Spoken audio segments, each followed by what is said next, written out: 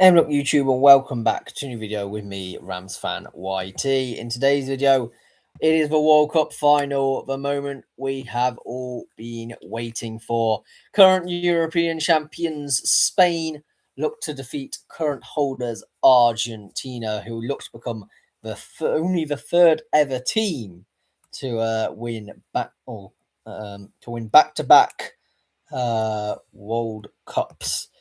It's one of them ones that Spain have definitely played the prettier of the football out of the two.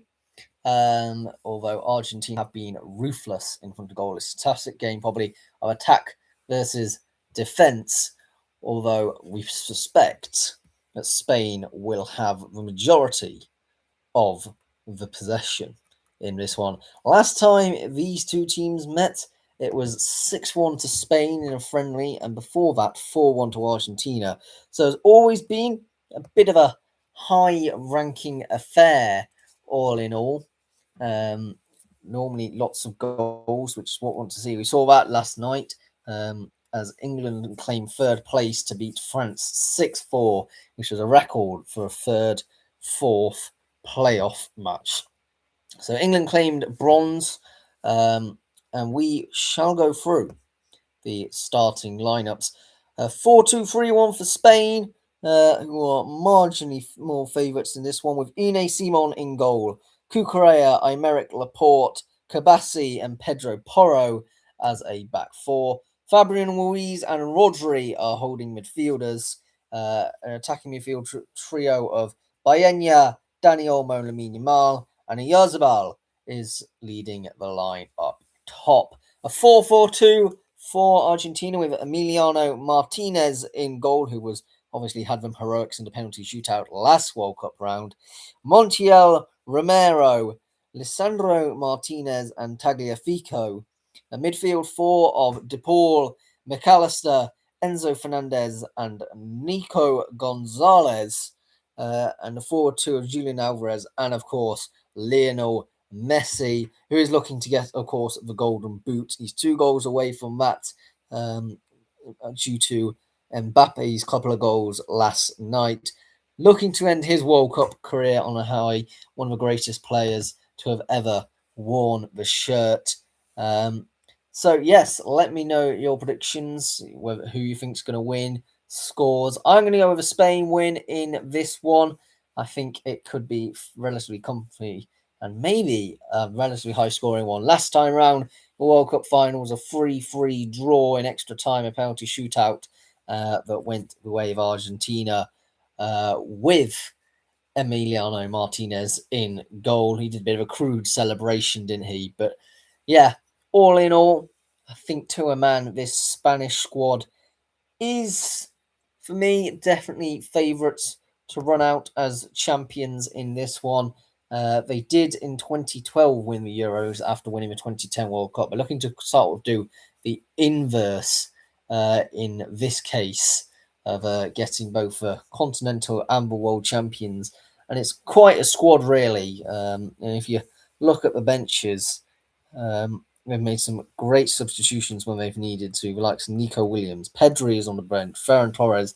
I expect all 3 of them at various different points. Mikel Merino, of course, with a couple of goals coming on late. All 4 potentially will be making an appearance, I should imagine.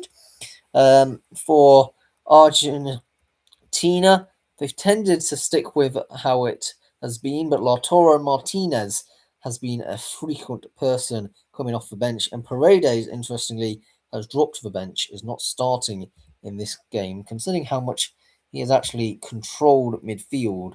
It's a bit of an odd seeing De Paul, but I would say both De Paul and Gonzalez had a improved game play for Argentina in their match up against England in the semi-finals. France didn't turn up really against Spain as they cruised to a 2-0 win. The Spaniards, of course. In VAR, you got a German, a Colombian, and a Qatari officiating. I didn't quite catch who the actual referees were in terms of nationality-wise, but I know Slavko Vincic the, I believe, Slovenian referee. Spain got Unai Simon in goal, Cucurella, Aymeric Laporte, Pau Colbasi, Pedro Porro, Captain Rodri, who won the Ballon d'Or a couple of years ago before he got injured, Fabian Ruiz, Dani Olmo, Baena, who for me has been one of the best players this tournament, very much under the radar beforehand, has definitely increased his stock, Mikel Oyarzabal and Lamine Yamal for the Spaniards. They're in a 4-1-2-3 or a 4-2-3-1. There's constant debates about which formation that is. Argentina got Emiliano Martinez in goal, Tagliafico, Lisandro Martinez, Christian Romero, and Gonzalo Montiel as back four. Nico Gonzalez, Alexis McAllister, Enzo Fernandez of Chelsea, and Rodrigo De Paul is for midfield four. Julian Alvarez and captain Lionel Messi are leading the line. And yeah, Lionel Scaloni looks to become only the second manager, by the way, to win back-to-back World Cups. The first one was the Italian manager back in the 1930s. Luis de la Fuente, of course, looks to upset the Argentinian fan base. I've not always approved of how the way that Argentina have gone about this World Cup. I think that is fair to say that I would not be the only one. A couple of controversial decisions. Should they have had a red card in the last game?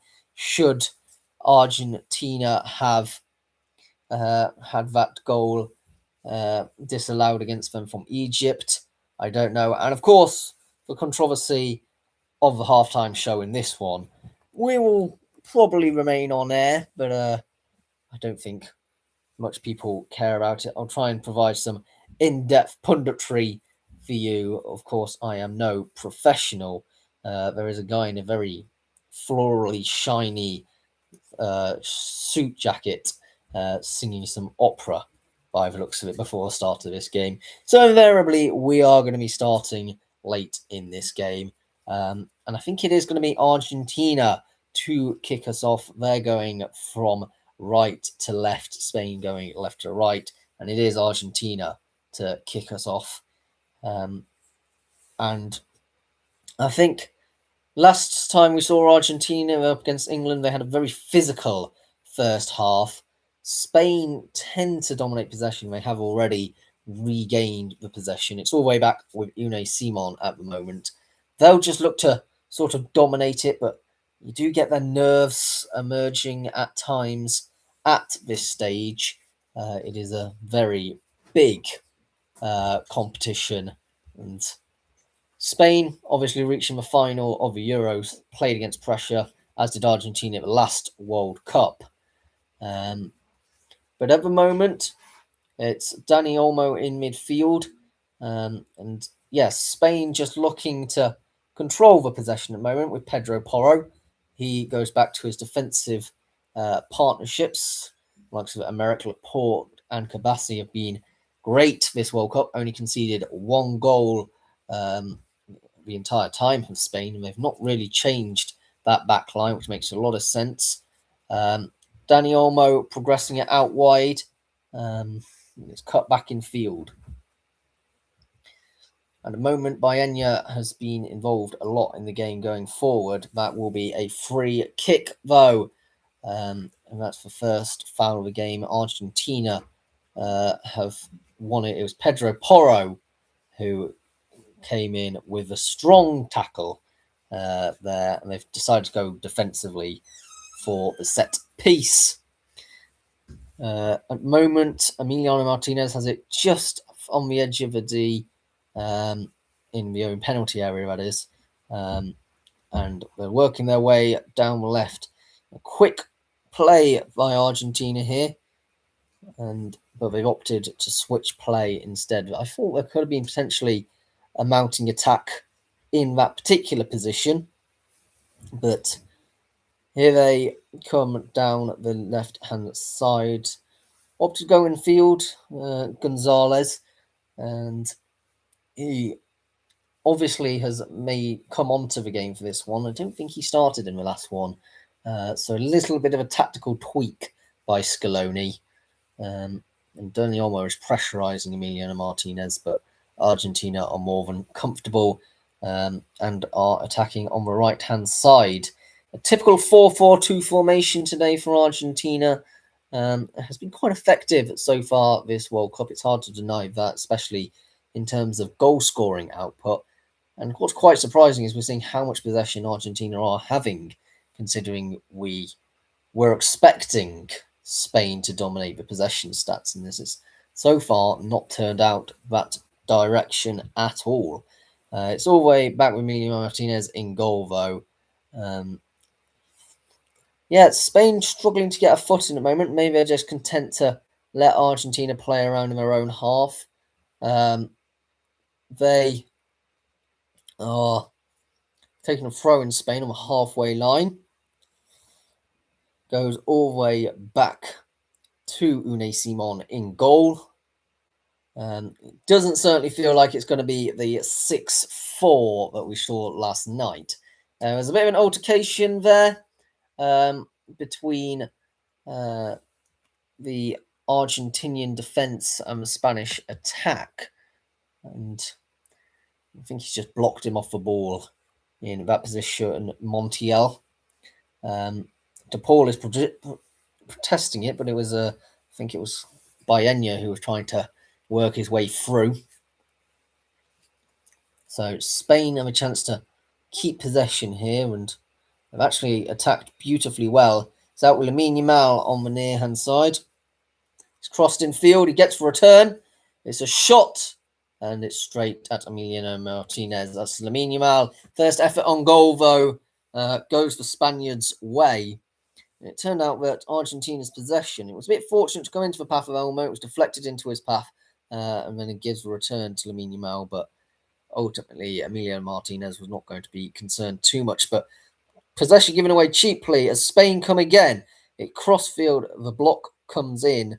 But Argentina needs to get it out of the box at the moment, and Spain have regained possession. That was given away quite cheaply. But so was that, and Argentina will break. And Unai Simon having to rush off his line out of his penalty area to intercept with that. He came to it, though. We've seen sweeper keeper employed a lot, particularly it's something employed by Manuel Neuer or by other high-profile goalkeepers across Europe, really. And Unai Simon, no different overall. So Spain have got pretty much all their players in the attacking half here. So they need to be careful not to give away possession to the Argentinians, but at the moment they're keeping it on the far side. They're being ruthless, some of the wing-backs for Spain. You think Pedro Porro scored one of their goals, I think against France in their last one, and Cucurella has had some fine assists as well. They are very effective as a unit, but they can equally go through the middle at times, as they're trying to do now, but they've given it to Pedro Porro, and it's going to go all the way back, and that will go to Unai Simon in goal even. But yes, I don't think Argentina have managed to get a touch, really, since they gave away that free kick. So it has been all Spain, as we sort of expected it to be the case, or a lot of people did for this game. And Spain are coming forward now, actually. It's flicked up, headed away by Montiel, but it's just gone to Cucurella instead. Dani Olmo, crossfield pass. That's going to be a great one too if you can get there. Can't quite get there, Rodri. And Argentina will attack on the counter. Oh, no, they won't. Nicolas Gonzalez can't quite keep the ball into play in that position. But I think he's just taken a stumble. Really, I don't think there's much of a foul there. Rodri was looking for it. But Spain have regained possession. Dani Olmo flicking it out wide. Can he find Baena? He cannot. It's intercepted in the end. But it's regained possession. Lamine Yamal cutting in field to Yarzabal. That's cut out of possession, though. That will be a free kick. Lamine Yamal slightly too zealous in the tackle against Tagliafico. But a chance for maybe a bit of a breather for Argentina. They've had a bit of a sustained battering for the last couple of minutes, and they might just want to reevaluate a couple of options here. They had that one chance opportunity, which was cut out fairly effectively in the end by.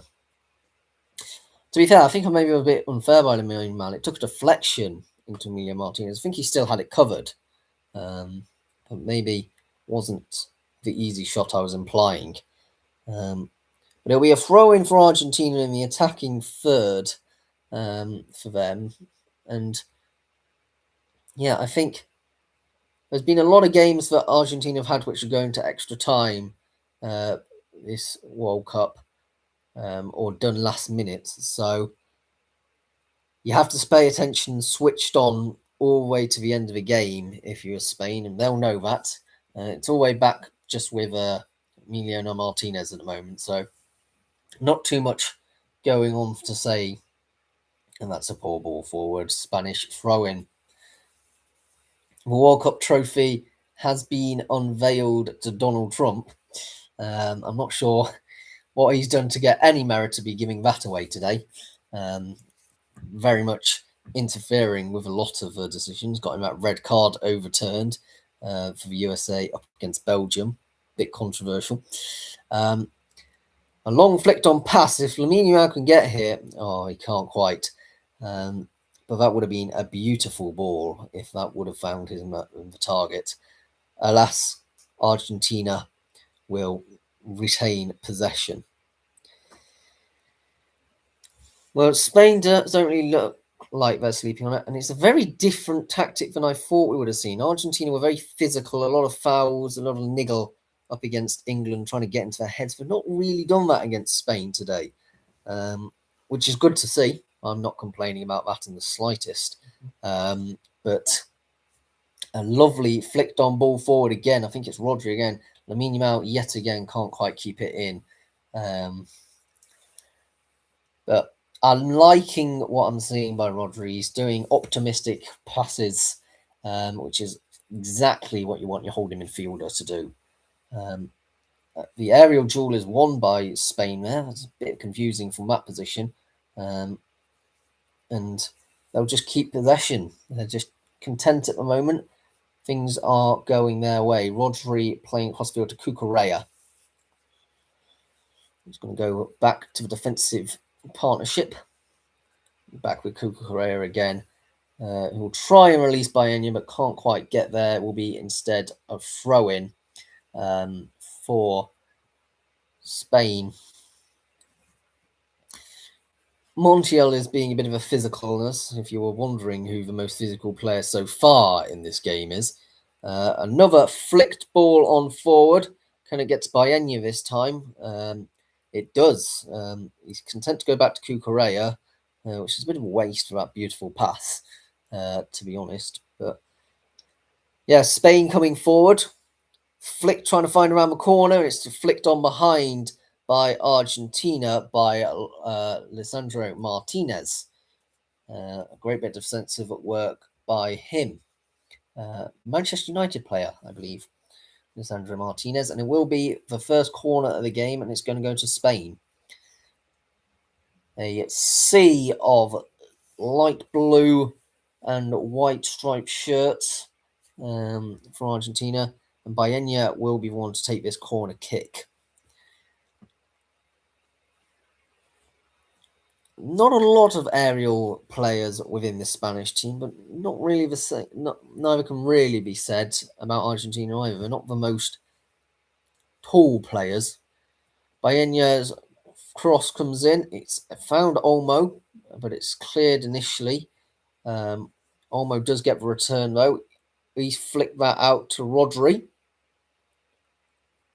who gets past his marker there, but it can't quite keep that in, and that will be a throw-in. It'll actually be a throw-in for Spain. It was Lamine Yamal who I thought was one challenging it. Pedro Porro, who'll take this throw in then, has been an attacking prowess so far. That's a defensive throw in, though. Not the most aspirational of attempts to give it to Kabassi. But the good thing about Kabassi is that he has been very defensively solid. Hasn't made any mistakes for anybody to really capitalise on it in this tournament. They've only conceded that one goal, and it was against Belgium in the quarterfinals, which they may be considered quite fortunate that they managed to get past that game. If it wasn't for Mikel Merino and his super sub ability, they may well have been dumped out of the quarters. Because it was a very cagey game in all. It's all become a bit of aerial football in midfield at the moment. It's flicked on by Spain by Argentina into the path of Cucurella. Both of these teams, interestingly, had a draw in normal time against Cape Verde. An interesting fact for you there. So maybe says something about their defensive prowess. But so far, defensively, prowess is winning out in this game as it's currently 0-0. That's a strong tackle up against Dani Olmo.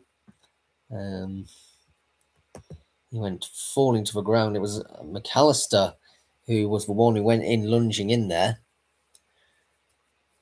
I don't think he can have too many complaints if that's given as a free kick. He's just gone absolutely sliding in and completely taking his man. So, free kick roughly on the halfway line. I think Dani Olmo's all right. The referee is just checking him out. Doesn't seem to need medical attention. He's probably questioning why it's not a card. I would assume that's what he's protesting about. And yeah, I mean, see, there's been no medical attention. You do need to speed up a bit, to be honest. Yes, World Cup final. It's been a very cagey affair. A couple of half chances, really. Neither goalkeeper's been particularly tested. It's Emiliano Martinez who's the only one who's drawn a save so far, and he's just trying at the moment to calm down the nerves a bit for this Argentinian squad. And by the way, 62% possession for Spain, 33% for Argentina, and 5% in contest. It's always really was likely to pan out that way, the Spaniards preferring the possession. But they've done some wonderful interplay there. If Argentina can keep it, they do. Is that going to be a foul? It certainly is. Messi is fouled from behind by Enya. But it was, yeah, there was no attempt for the ball there at all. Can't have many complaints in that. He's just elbowed him into the back. But it was looking a promising attack, actually, from Argentina. We've not seen Argentina play the most prettiest football this World Cup, but I certainly think that bit of interplay there shows that they are more than capable of taking it. Rodrigo de Paul will be the one who will take this set piece, this free kick.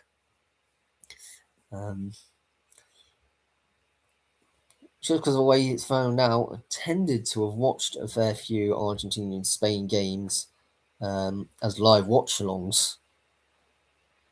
The ball comes floating in, can't quite flick onto there, can Gonzalez. But I could see the effort, but it just had a bit too much on it.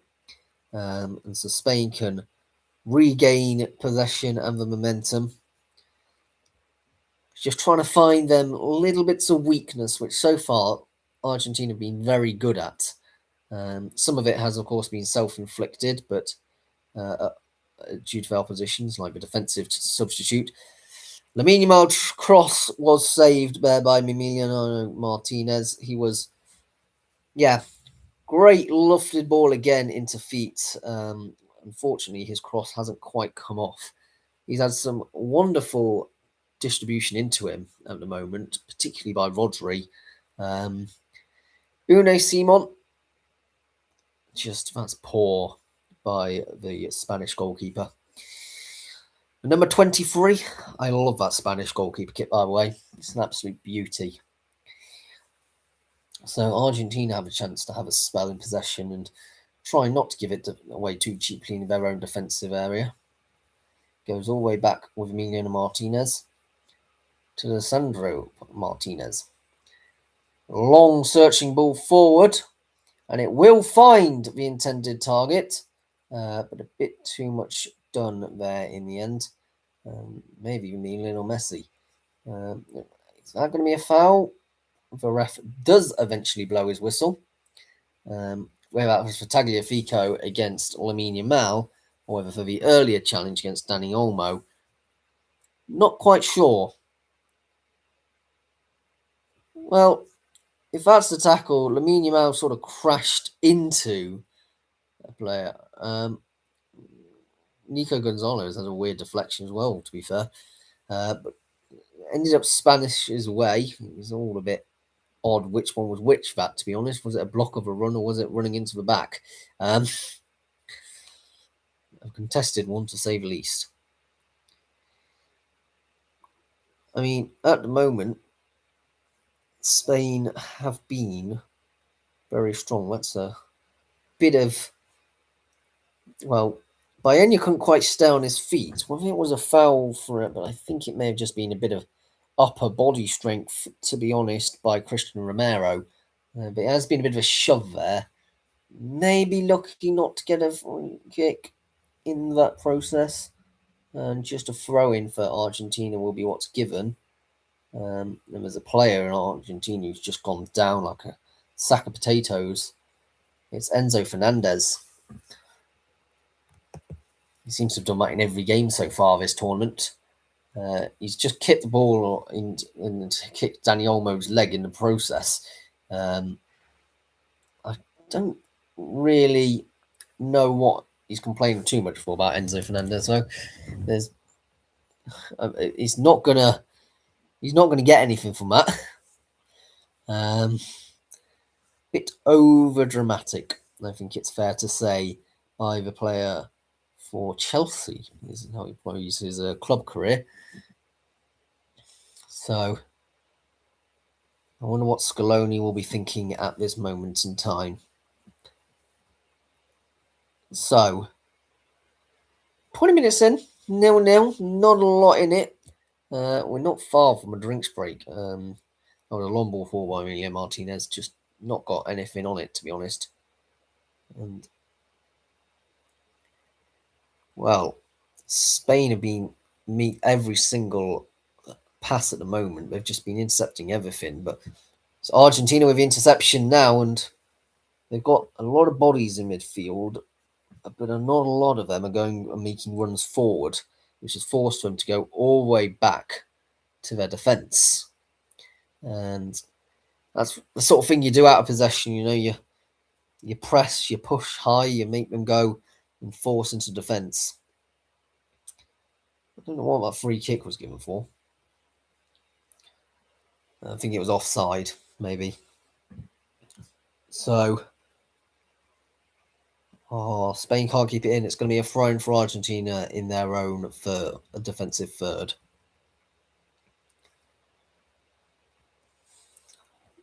At the moment, Argentina haven't done bad defensively, I wouldn't say. Managing to just keep the ball at bay, and they're actually coming on a counter-attack at the moment.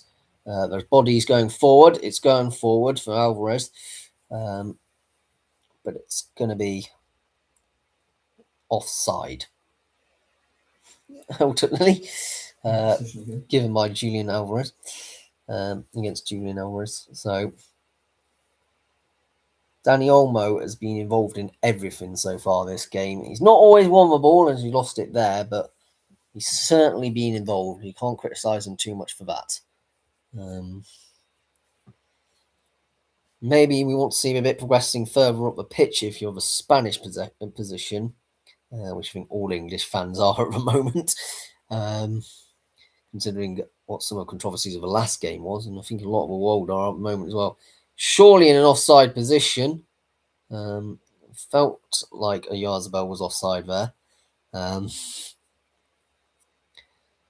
It's going to be pumped downfield by, well, that's just going to go all the way into the arms of Simon from goalkeeper to goalkeeper. It's very impressive to be able to kick the length of the field, I will say that. Um, even if it is from the hands. Chance going forward for Correa. The cross is blocked and it's going to go behind for a corner. And DePaul, it was, who came in with the block. So a corner kick for Spain. They've been dangerous at times at set pieces. Tend to opt to go short and then sort of work their way into the penalty area. Laporte and Christian Romero are the two challenging each other. Straight into the arms of Emiliano Martinez. So the goalkeeper for Argentina drops the ball and just decides to go with a ground short pass there. They have some lovely interchange in place, but Spain have just so far managed to win them battles. It's been quite competitive in the midfield. Can't have too many complaints about that. But I think Rodri has certainly been, for me, the main player. Some of the beautiful balls. I think that is actually given as a bit confused what's been given there. It just seems to be shoulder to shoulder between Rodri and Messi. Well, at the drinks break, I wasn't entirely sure what was given before that to make this drinks break come into position. It seems to confuse me a bit, that. I think Rodri has definitely been so far my man of the match, although it's impossible to tell since we've only played, almost 25 minutes. But some of his long balls have been absolutely fantastic. In terms of Argentina, they haven't actually been too bad. A bit careless at times in possession, but they look intentional when they want to attack. But maybe have just been caught in possession a couple of times. And Spain, we know how good Spain are in possession. They press out of possession, then they sort of, when they gain the ball, they look to play out to the wing backs, to the wingers as well. So far, I think Lamine Yamal hasn't quite gotten the ball as we expected him to. So, and neither is Lionel Messi, in fairness. I think both of the two star men, what everyone will be talking about in this final, haven't quite managed to play as well as the rest of their teammates have. I was surprised that Argentina didn't start with Paredes because he likes to control and dictate midfield like Rodri does. And that wouldn't be too surprising of a substitution to see at some point in this game. Although I would say Nico Gonzalez and Rodrigo de Paul have both had quite a good game so far in this World Cup final.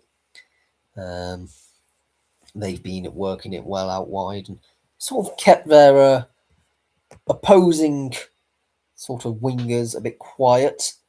Fabio Ruiz as well hasn't necessarily been dictating midfield as much as you want, but I don't think either Enzo Fernandez or McAllister. So yeah, it's all really been in midfield a bit sloppy, a bit messy at times. As a result, Dani Olmo has sort of been drifting a bit deeper for the Spaniards to come and receive the ball in the position. So just a reminder that we do have a lengthy halftime, a half an hour of all your favourite musicians in the world that you could ever want. And if you don't want to watch it, then you can listen to me giving a blow-by-blow account of what I think has gone well and not gone well during this half-time. So, a chance to go and restart with Argentina having the ball. Still couldn't tell you entirely why. A long ball lifted downfield. It's headed away by well, I think Kabassi, I think it was, who got that flick on. Well, I didn't really. That replay did not suggest who actually got it there. Unai Simon has had to take a bit of a risk there, and it will be a throw in because of Kabassi, which was under a sustained bit of pressure there by the Argentinians. So Argentina have a throw in quite a dangerous position, but they've opted to go all the way back into their own half with that throw. So it's not positive football at times. This World Cup, I will say, a lot of negative football, if you want to call it that. Lamine Yamal trying to get past his man and will be fouled by Tagliafico.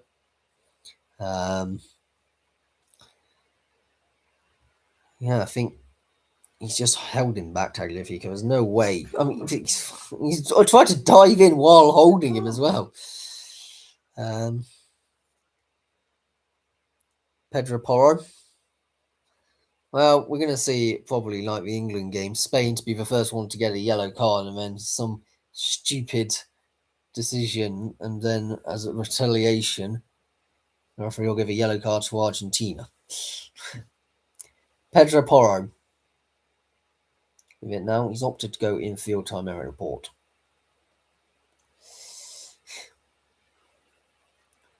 So at the moment, I couldn't really tell you who has been the most dominant. Pedro Porro's on an excellent pass, Megsing there. Yazbel will close it down, the goalkeeper, who's forced quickly to go out wide. Intercepted. Correa can't keep that. And it will go all the way. Well, I don't know who's going to get out. We are throwing in the end to Spain. I don't think anybody was going to make a run to keep that in play. Just sort of dribbled out at a very slow pace. So Pedro Porro with a throw in.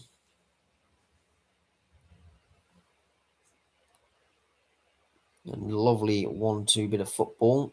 Just going to go all the way to Cucurella, who heads it back into the arms of Unai Simon, who will bowl it out back to Cucurella, who's now got space to run. Because at the moment, can open up this game. I think he needs a goal. If he has a goal, we suddenly see much more expansive and rushed play. At the moment, not really seeing that. Oh, an inviting ball forward, but Danny Olmo can't quite get to.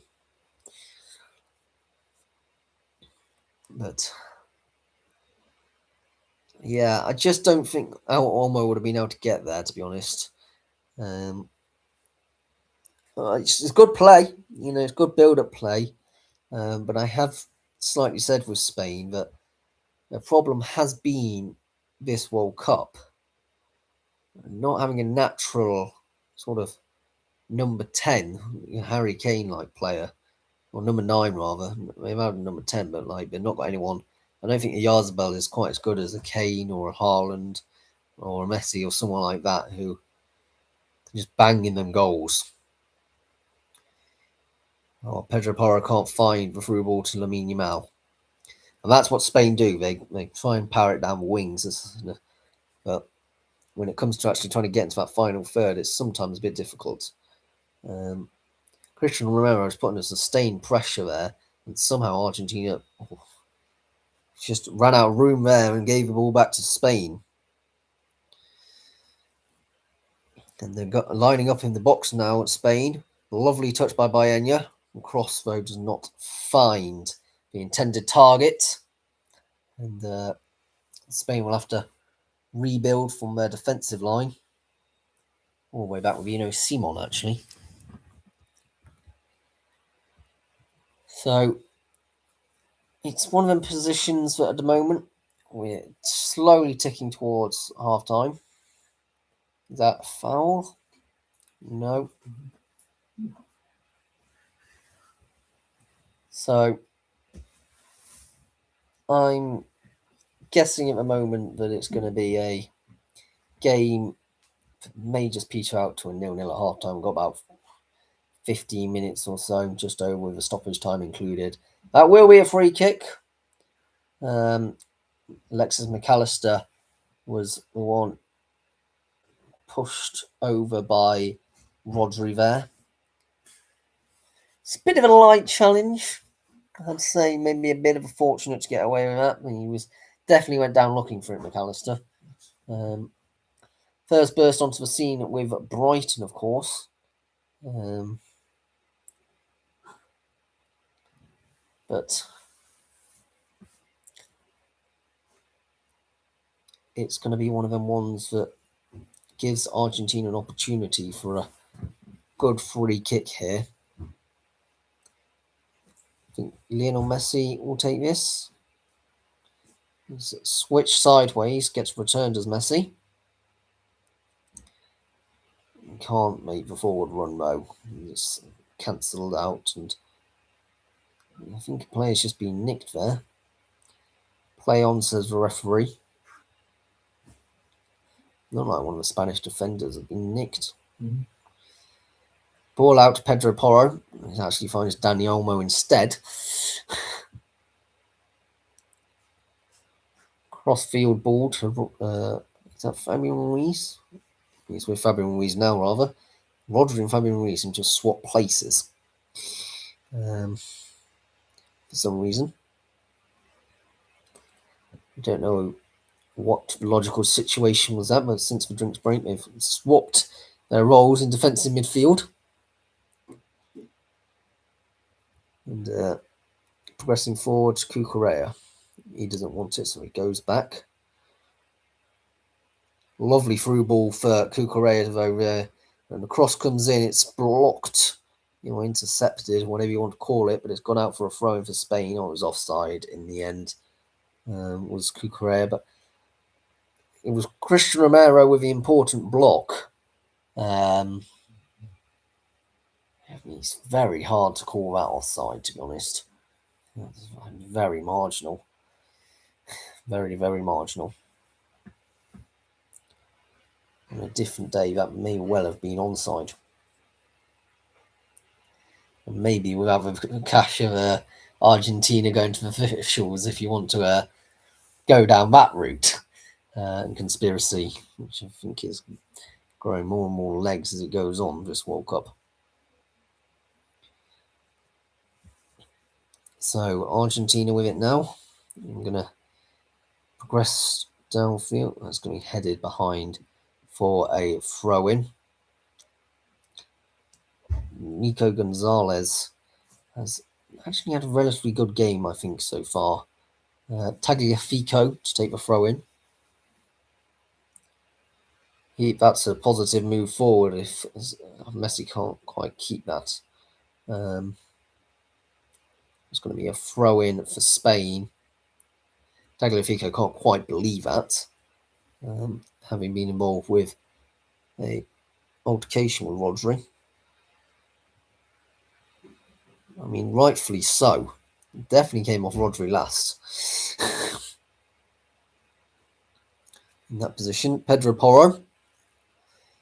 A cross-field pass, trying to find the run of Dani Olmo. Can't quite get there. Oyarzabal is far, far, far too deep this game. Spain have caught Argentina yet again in possession. Dani Olmo to Cucurella. Cucurella's run was absolutely stopped there. Although it looked like potentially that Montiel got the ball. Just seeing a replay here. Montiel did get the ball. He also did get a substantial amount of Cucurella, but enough of the ball was adjudicated to have been got for it to be waved on. Pedro Porro. Lamine Yamal, with his mesmerising footwork, but can't get past this Argentinian wall. And Spain are coming in substantial numbers. Dani Olmo, out wide Cucurella. Cross comes in. It's flicked back out to the pathway of Cucurella. So we'll have another nibble.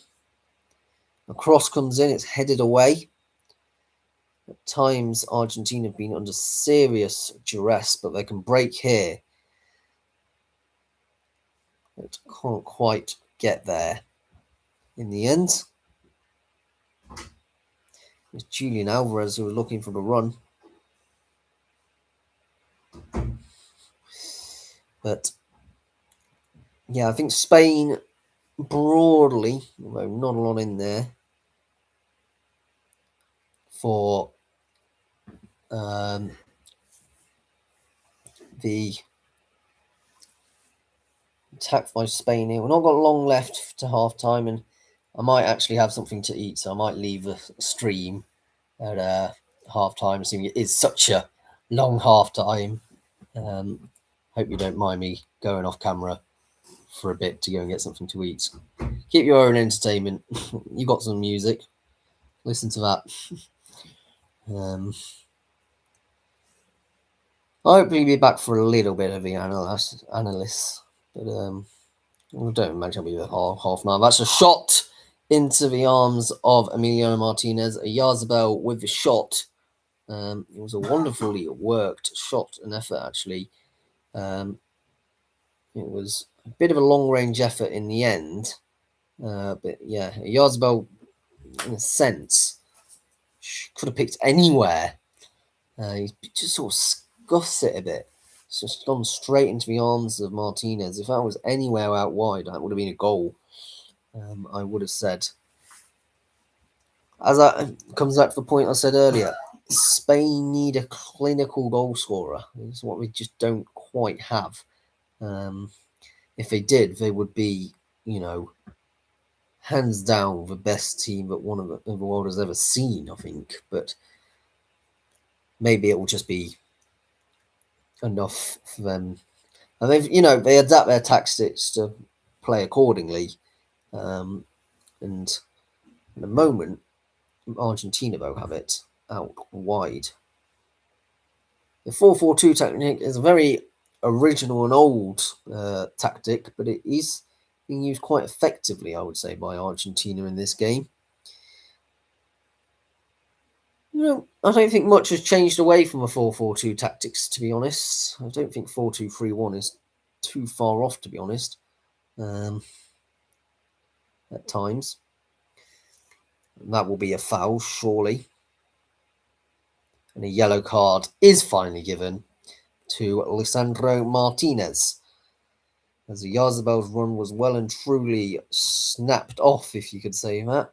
It was a poor late challenge, no contact with the ball at all.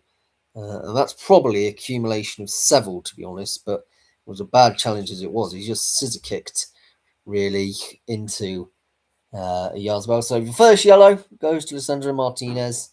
So he does need to be careful now, with it only being 5 minutes normal time left of this half. You'd suspect that there may be a red card in this one. I wouldn't be too surprised. Tempers do tend to run higher in this occasion more than anything else.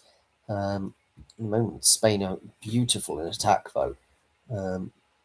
Back to Rodri in midfield. It's just so much chemistry amongst the Spain team. Part of the reason why, of course, is that a lot of them play for Barcelona. A lot of these players do, and they play with each other week in, week out. Not everyone, of course, but a fair few do. A long ball forward does actually find a decent man space there. Cross comes in. That's Spain. It's not quite. There's no one quite there really. Feel bad for Pedro Porro. He was in a fantastic area trying to pull across the pass, and no one's there. You need someone lurking just to head the ball in. The old goal hanger tactic. That was poor. And Spain will have it. Rodri cross to Cucurella. It's been much more positive in this game than some of the games he was playing. But nevertheless, Cucurella with it now. He runs and he I was about to say he scored. He just missed. He was inches wide there. I think it was very close. He was almost in. It was a fantastic shot. A couple of probably about a foot further to the right hand side, and that would have been in. So we're coming close now, Spain. Close but no cigar, as they said. Lisandro Martinez is down. There has been calls for a substitution by Emiliano Martinez.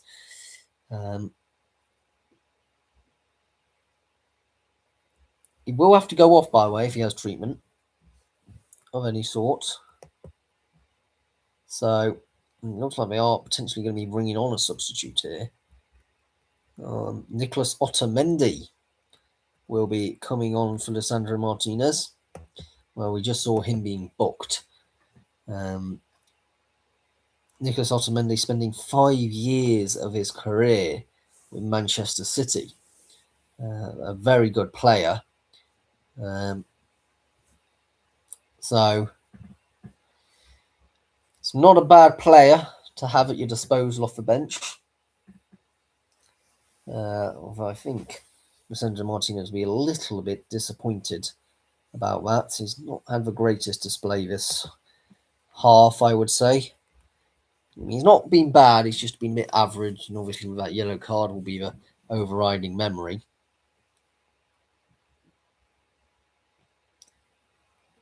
Hoof downfield by Emiliano Martinez. We're going to find out not long until we find out the length of time we'll be waiting to stoppage time before the halftime show.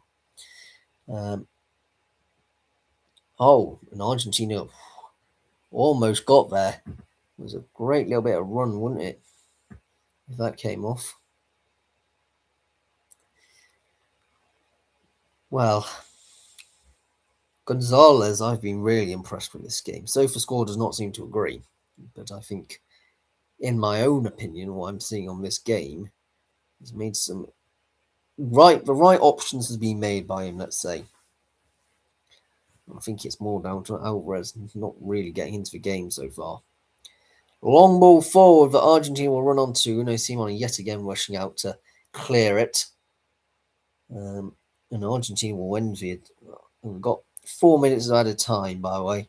And Argentina will look to relentlessly barrage them during the final moments of this half. Skipped away from a challenge there. Gonzalez has lost possession. Maybe a little bit too cheaply there. And Spain will try and counter, but it goes out for a throw-in. Too close on the line. There was no way Bayern would ever get there. Argentina in the centre circle. So, right. Argentina are progressing. Crossfield ball can't quite get past Spain, and it'll go into the arms of Unai Simon in the end. I mean, De Paul with the interesting run on that side. I think both of these wingers haven't been too bad for Argentina, in all honesty. I think they've had some good runs, but ultimately, it looks like whenever Spain come close to them, they just give the ball away. Which is not what you really want to see if you're of Argentinian persuasion. Goes all the way back to Unai Simon in goal. Bit of a risky move maybe for some, but not from his Spanish team, which is just content to have all 11 players having touches on the ball. It's gone forward by Laporte. Pedro Porro with it now. Dani Olmo very deep. I think Fabian Ruiz has been great this game, by the way. I will say that. I think maybe if I want a bit more control in midfield, I'd change him. Would be my one change. It will be a free kick for Argentina then. So, I mean, it's just a reckless kick out towards Messi. He went down a bit late, but Yazbel definitely kicked him in the shin. Can't have too many complaints. So, defensive indirect free kick it is. So, Argentina will end this half with possession. They've got, well, we don't because they pump it downfield into Unai Simon's hands. We've only got a minute left of this half and a really long half time. So enjoy it. I will go and get something to eat. Pedro Porro cutting in field to Kabassi, who gives it to Laporte. Back to Kabassi it goes. And back to Porro it goes. He goes back to Kabassi. Is he going to go? Oh, he does. He goes to Laporte. Oh, my days. It's almost unpredictable. He's now gone back to Kabassi and back to Pedro Porro. Wow. Riveting stuff. Well, if you look at the touch maps on them ones,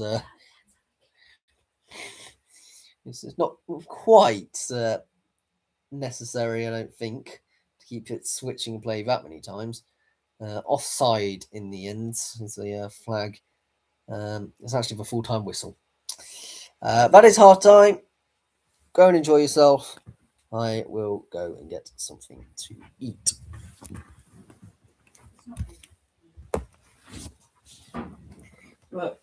Actually, I might do some half-time analysis first, and then I'll go and get something to eat. But we'll go through the SofaScore rankings until I've got some very lovely people behind the scenes. My mum, namely, who is cooking some food for me. So Unai Simon on 6.5. Not a foot wrong at this moment in time. He's made 3 successful run-outs, but hasn't had to make a save. 6.3 for Cucurella. That's low for me. I thought he was going quite forward a couple of times. It was dribbled past once. Okay, fair enough. But, you know, he had a bad shot. Okay. Actually, I don't think that shot was too bad. I thought it was quite a good shot. I think SofaScore sometimes a bit mean. 6.75 limit report. He didn't do anything. See, this is the thing. Like, he didn't get involved once, and yet he's given higher rating than Cucurella, who's actually trying to make things happen. 7.0 for Kabassi. A bit of a similar situation there, but some of his passing has also been dead on. So far, made 58 of 59 passes have been accurate, including one long ball. A very, very good play so far by Kabassi, who's almost been playing as a defensive midfielder at times. Pedro Porro on a 6.6. Like to see him go a bit further forward at times. I will say that. Won 3 out of 6 ground also, but was dribbled past twice. Yeah, I just want to see him more in the attacking half, on the overload. 6.7 for Fabian Ruiz. I don't think he's had 2 key passes. Okay, fair enough, but I just don't think he's necessarily been as dominant in midfield. Not compared to Rodri on a 7.3, who's been my best player so far. Several great passes.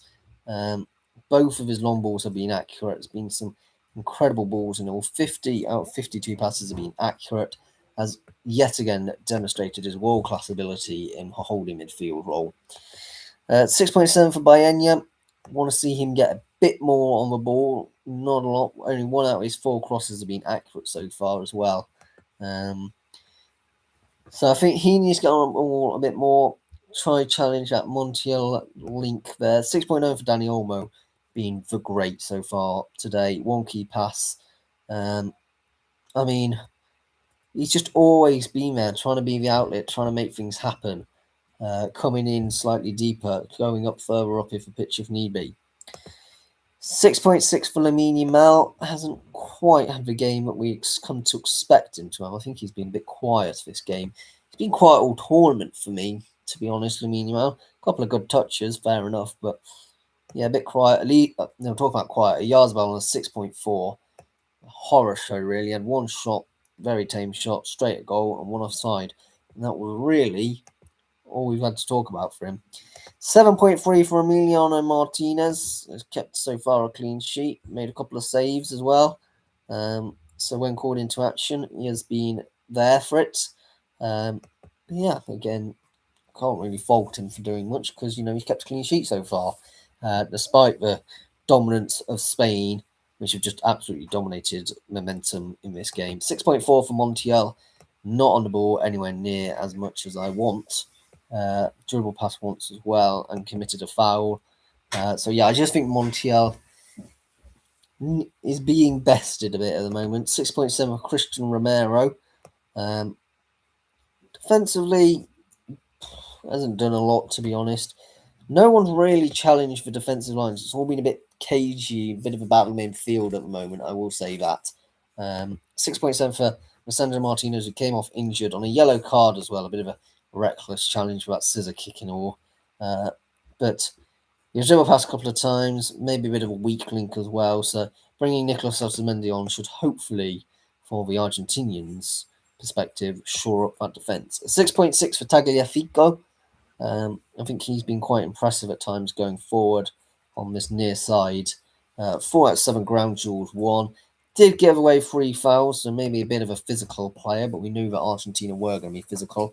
But yeah, him and Nicolas Gonzalez on a 6.6 as well. I thought they've both been going forward. I think Gonzalez maybe needs to get the ball a bit more and not lose it as much. I think that is fair to say. 6.6 for McAllister, similar position. He's not controlling midfield. Either McAllister or Enzo Fernandez, I would potentially be, maybe even DePaul, I'd be tempted to bring on the likes of Paredes, who just controls that midfield. 6.6 as well for Enzo Fernandez, although I think he's had a few more touches on the ball, but his balls have been a bit wayward at the moment. I think that's fair to say. When he's tried a long ball, it hasn't quite come off. 6.4 for Rodrigo de Paul, although I think he's had some good last-ditch attempts and, stretching the play a bit, but not enough in the game for my liking. 6.9 for Lionel Messi. I don't think he's actually done that much, to be honest. For my centre forward, I want him to be higher up, much higher up, and attacking. And 6.2 for Alvarez, much the same. Hardly anything from Alvarez this game. But that is half time for you. I mean, it's been very much a 0-0 draw. Not really too surprising in that, in all honesty. It's been physical. It's been a dogged, determined performance in mid-table, in the midfield rather, for both teams really. Both trying to look to get their wingers feeding up, going up a pitch, and the final balls have been a bit of a problem, I think, going into that final third. They haven't quite found their players of sort. I will now be going off to have some food. I will be back in around about 15 minutes, if probably. But you can enjoy Coldplay on the TV. But yep, I'm off. See ya.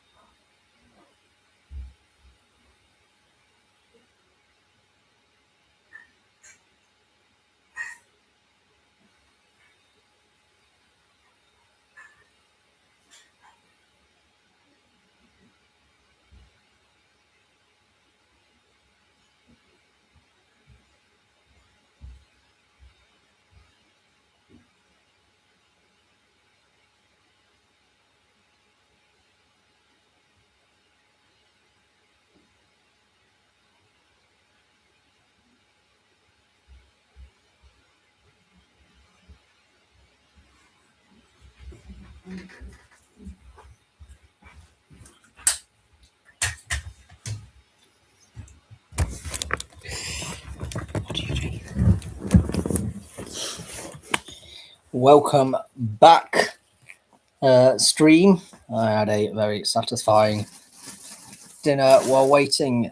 Hello to Houston 400 in Texas, I'm guessing, based on the Texas flag and the Houston name. Hope you're enjoying the American World Cup in your own backyard. It is a bit of a disappointing game so far, I would say. In all, bit of a cagey one. Actually, I called it World Cup and it's called football, not soccer. Lol, coming from an American. It is called football. Absolutely is called football. I mean, why someone needs to explain to me why American football is called American football when it's mainly involving the hands. But in terms of so far to today's game of football, we have seen a very much cagey game, a lot of battle in midfield.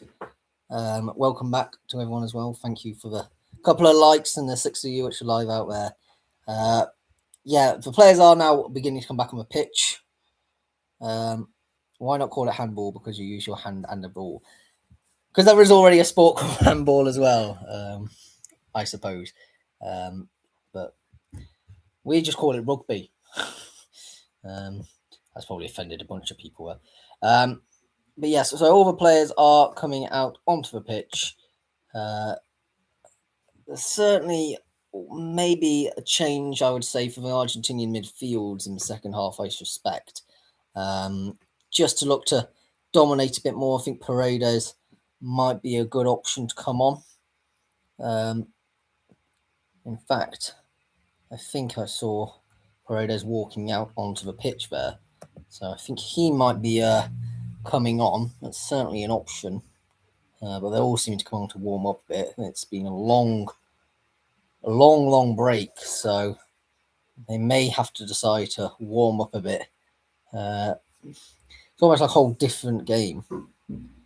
That was a crazy save by Emiliano Martinez. I don't think it particularly was. I just think Emiliano Martinez, he is a very good goalkeeper. Could have been my own goal right there. Is this a live match?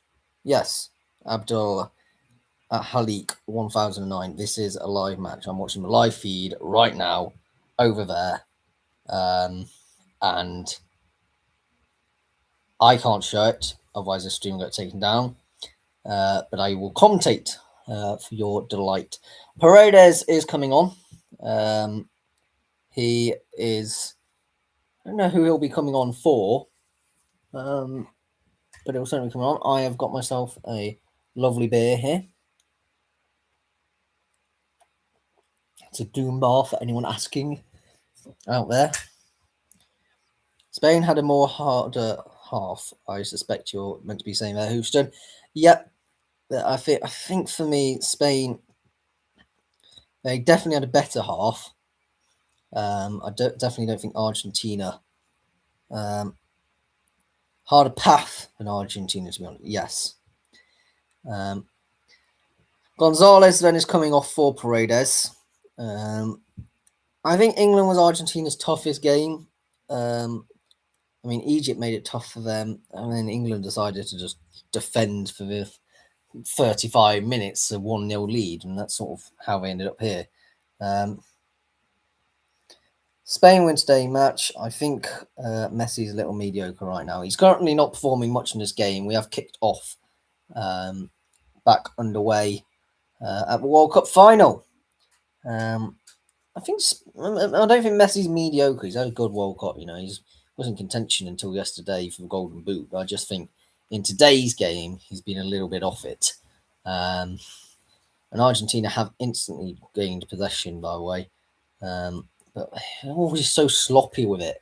But they're progressing now with it. I think Argentina, one of them teams that, you know, just about there, but Spain have got it in a dangerous area. A shot comes in, saved by Martinez. Baena Saw his name written in the headlines there, but alas, it came to nothing.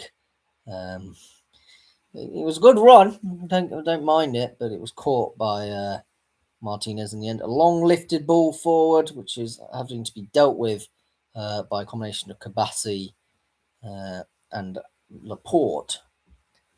Can Emilian or Martinez? Can Emilian Martinez, I reckon you meant to say, recreate 2022? He's a good goalkeeper. He's a very good goalkeeper. So Argentina do have it now. They are lining up in the defensive area.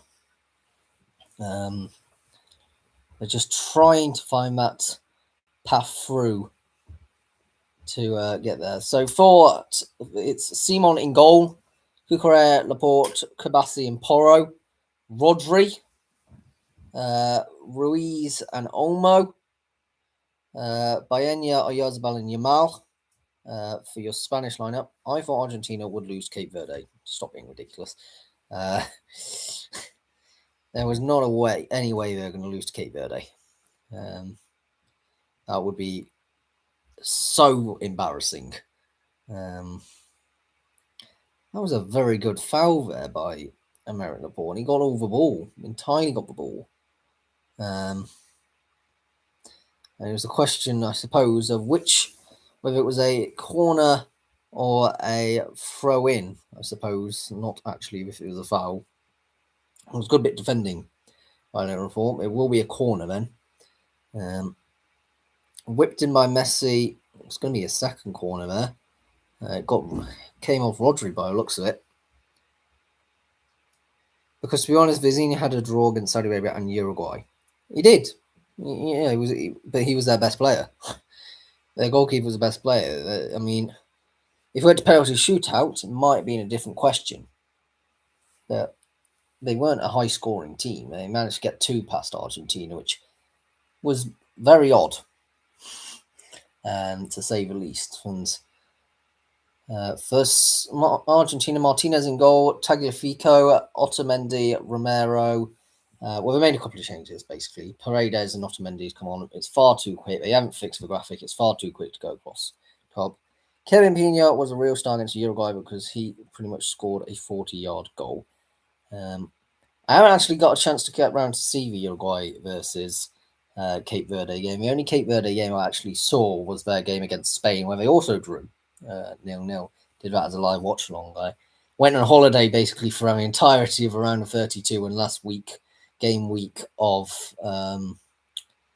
the group stages as well. So I missed out a lot of the early tournaments. Obviously, I saw the score lines, but I didn't necessarily see the games. I must say, Argentina have been much better this second half. They've come out with a bit of fire in their belly, and not as much as France did last night. That was a crazy game, the 6-4. If you saw it, I decided to watch it, but I had various people around to watch it, so decided it probably not best to live stream it. And I didn't think that many people would be interested in it. Little did I know it was going to turn into a 6-4 result in the end. I think that's maybe a little bit harsh for Rodri against DePaul. Or was it Baena? It might be Baena, sorry, against DePaul. Well, scrappy again. Not too much different from the first half, to be honest. To be honest, a half an hour half time basically means that there's no difference between this and the start of a game because it's just so long. We are probably going to see another Argentinian substitute soon.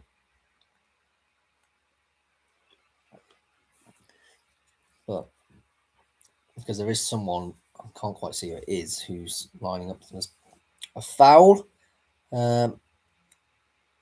Someone's down holding their haunches. I think it's number 4.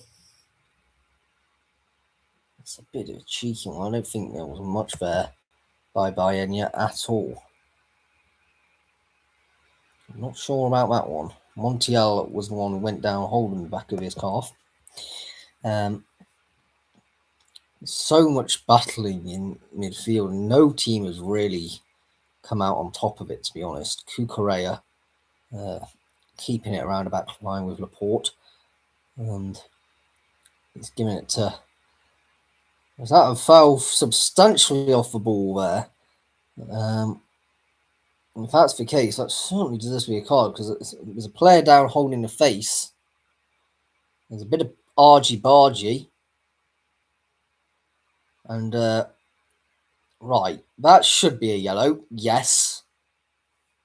Paredes pushing at least 2 players over there. Absolutely no need for that. That's disgraceful play. When a player's on the ball, you down holding his face, you absolutely do not start pushing players around. It's a cynical one. It's a cynical one, certainly, against Rodri. He was hoping he could get away with that Paredes. He got a yellow. I don't know whether it was for the pushing over or for the actual foul.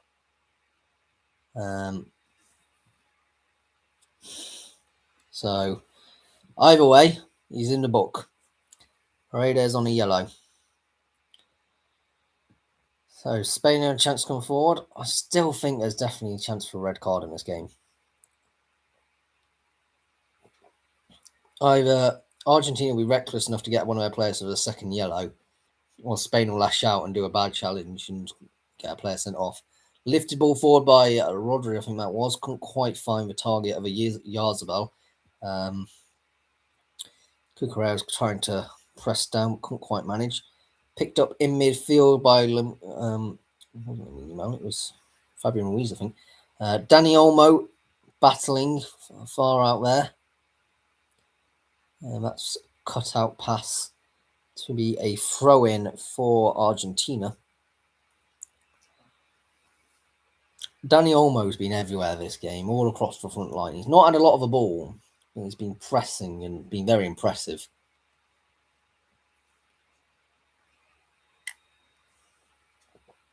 That will be a foul from behind, and Argentina will get a free kick. I don't think either team deserves necessarily to win this. Yes, Paredes shoving Dani Olmo twice was what resulted in a yellow card. And he's with it now. Goes all the way back to Emilio Martinez in goal. It'll be a bit of a scuffed goal, I think.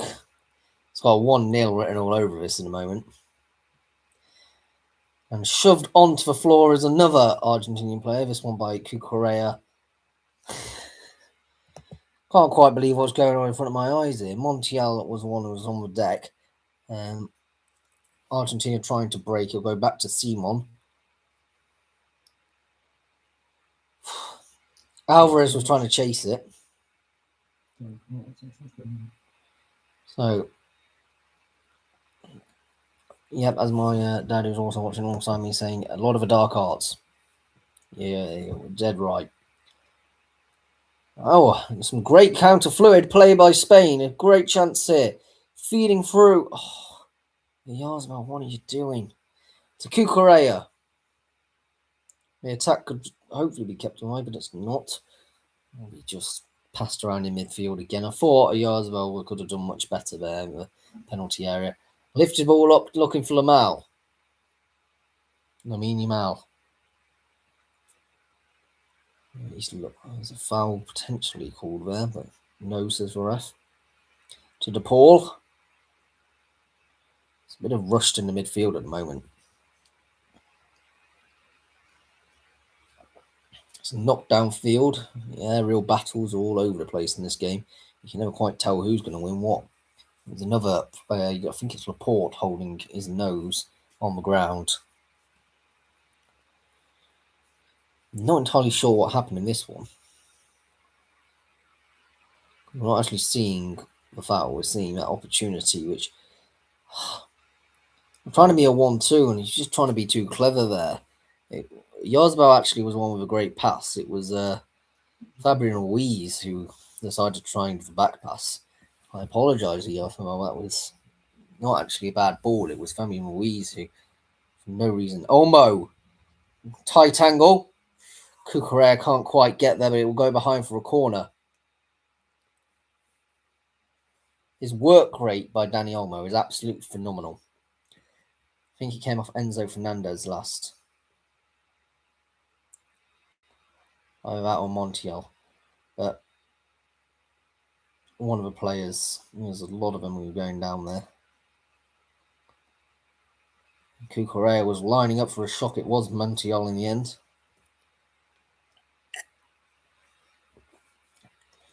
They were lining up, and Cucurella could have just very close to getting a goal, I think. Corner kick in the end, though, will be the result. And, well, chance for Spain as ever, going short with the corner kick. Lifted ball, way too much height on that. And it's gone out for a goal kick. It was Pedro Porro trying to find Laporte. We will now see that substitute for Argentina. I guess we're going to see Argentina slowing it right down at this position in time. He's changing midfield, maybe. Montiel actually is coming off, so it's going to be a defensive substitute. Montiel, I don't think was on the yellow, was it? Molina is coming on. I don't think Montiel was on the yellow. It was Paredes who was on the yellow. So it's gone long, flicked on. Argentina into no man's none, really. We're thrown for Spain.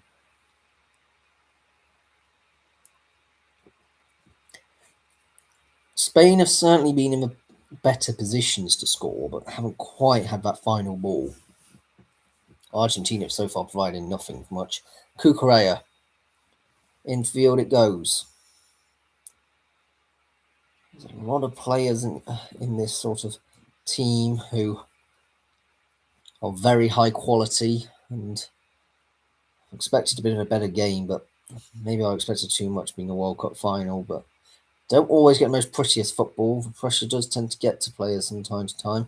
At least it's not as bad as the 2010 World Cup, with last time Spain was here. The Netherlands played abysmally, fouling people left, right and centre. It was also a very hot day. Dani Olmo putting out wide. Actually opted to go inside there. Spin round by Fabian Ruiz. They're loving that right-hand side. Dani Olmo. They're all lining up. If they could just find that incisive pass. Will that be a foul? It will be. It's Paredes again, by the way. Pedro Porro is the one who is being fouled against. It's a foul from behind by Paredes. It's serious questions for the referee to ask here. Because that was no attempt to get the ball at all. It's going to be a very lucky not to get a second yellow at this, because I think he's probably on his final warning. You should imagine. Yes, I've not been impressed with Paredes since he's come on. He was actually quite good in some previous rounds. VAR can only do a straight red. Just for the clarification of everyone.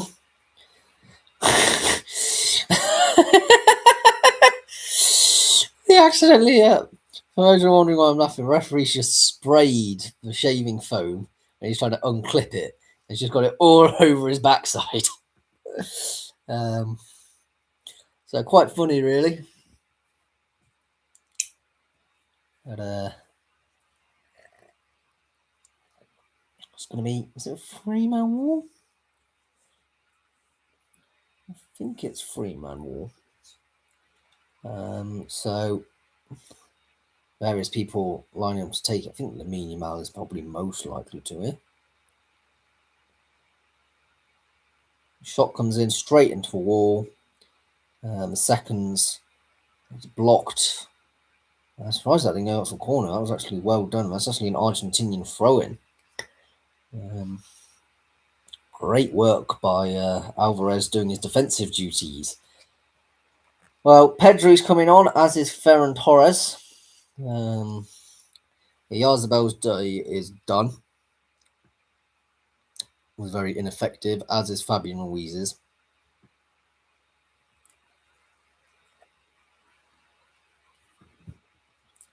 So, a couple of substitutions. Look for some domination midfield and some better quality in the final third by Spain there. We've slightly lost a bit of momentum. I suspect we're an hour in, it's still 0-0. This game could well be going to extra time.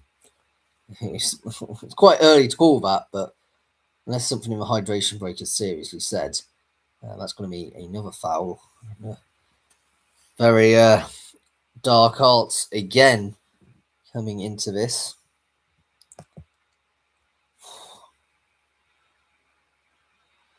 It's just a bad tackle from behind. It's just unnecessary. Nicolas Otamendi this time. Lamine Yamal. Tagliafico. Has he just fouled in there, Tagliafico? It went down a bit easy for my mind, to be fair. But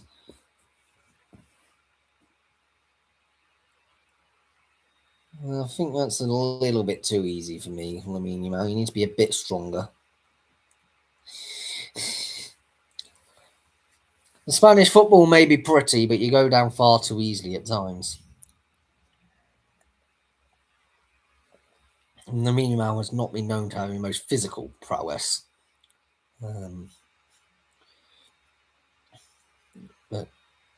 Sliding interception, but it's just ended up back into Spain.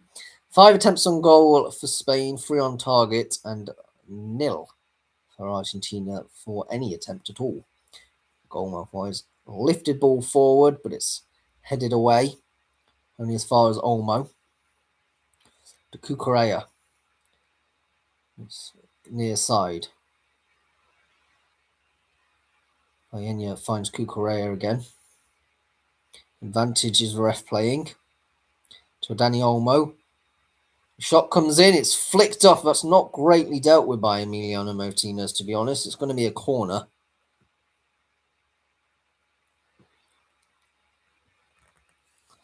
Dani Olmo doing a great job. But I really think Emiliano Martinez should be catching it in that position. It's gone straight at his hands.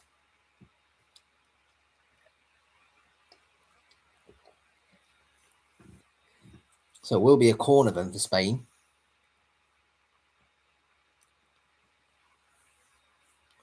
Lamine Yamal to take this corner. There's a bit of a argy-bargy going on in the penalty area. The referee by Argentina. The referee is just telling everyone to calm down. He's being very ineffectual, to be honest, in doing that. But Spain took the corner regardless. Lamine Yamal crosses it again, flip behind for another corner. It's a header by Paredes. An important one as well, because I think if he didn't get there, it's potentially going to someone behind him, because there were several red shirts behind him. Yeah, I think that's a good header, that. Paella with a cross in. It's flicked up by Olmo. There he goes as far as the Argentinians. He will proof it clear. Cucurella being actually the first man back is quite interesting there. It's all the way back to Unai Simon, just to sort of a chance to rebuild, isn't it?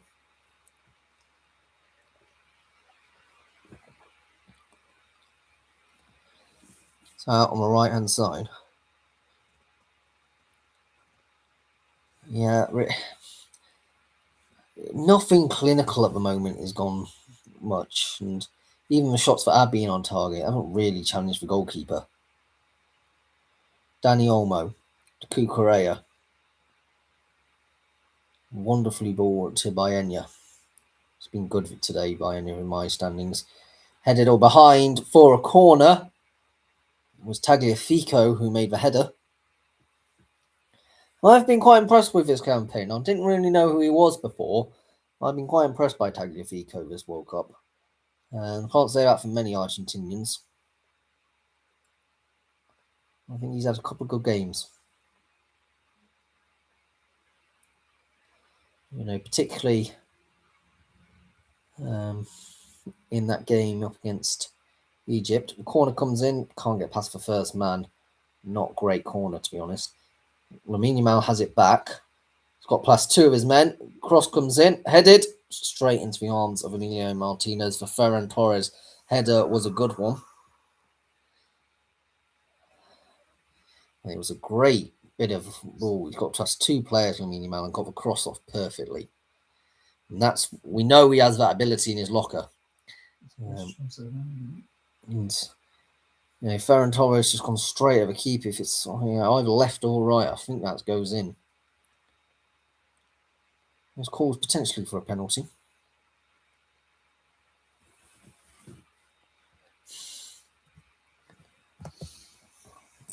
There's another injury for Argentina.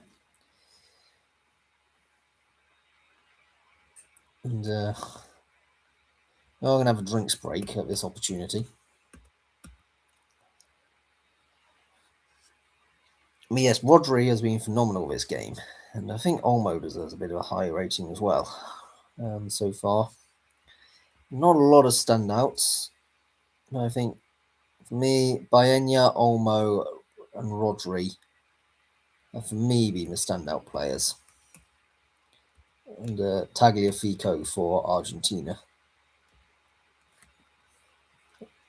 For at least, he's done very much for left back. He's not been a left wing back.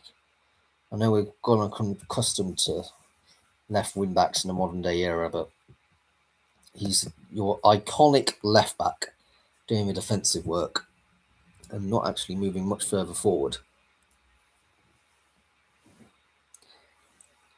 Kind of refreshing to see. This is the worst, the dangerous bit for Argentina. Yeah, hydration break, an opportunity for tactical advice, and both teams can suffer negatively from it. I would suggest Argentina might benefit from this on a pure basis that Spain were having a bit of momentum.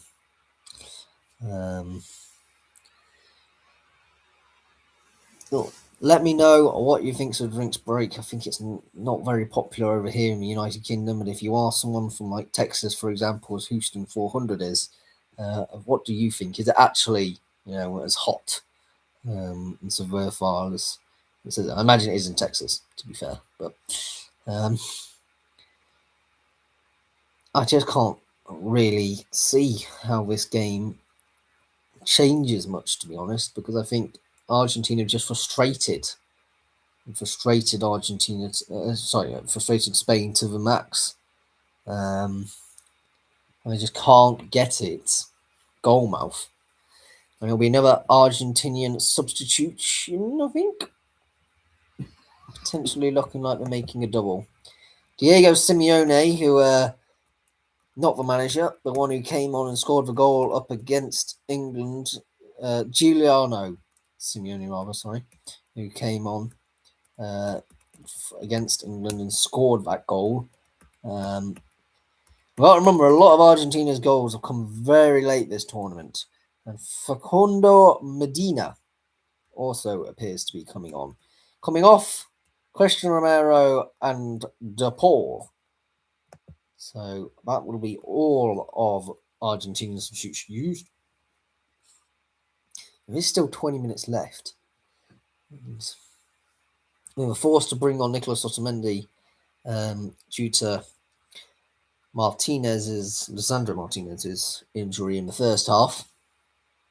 So no more changes for Argentina unless we do go to extra time. Is that a flat ball? Or is it a drop ball? It's a drop ball. Well, that was a bit of a waste of time for everybody involved, to be honest. Argentina have started brightly this hydration break with going straight downfield, down on the right hand side, but being at the moment outbodied out, and that's going to be running out for a throw in, far too close to the touchline. Well, to be honest, this game has just been a bit of a frustrating watch. Kukurea, his pass downfield has been blocked. Or has it just gone out? It looked like it was blocked to me. Molina to take this throw in.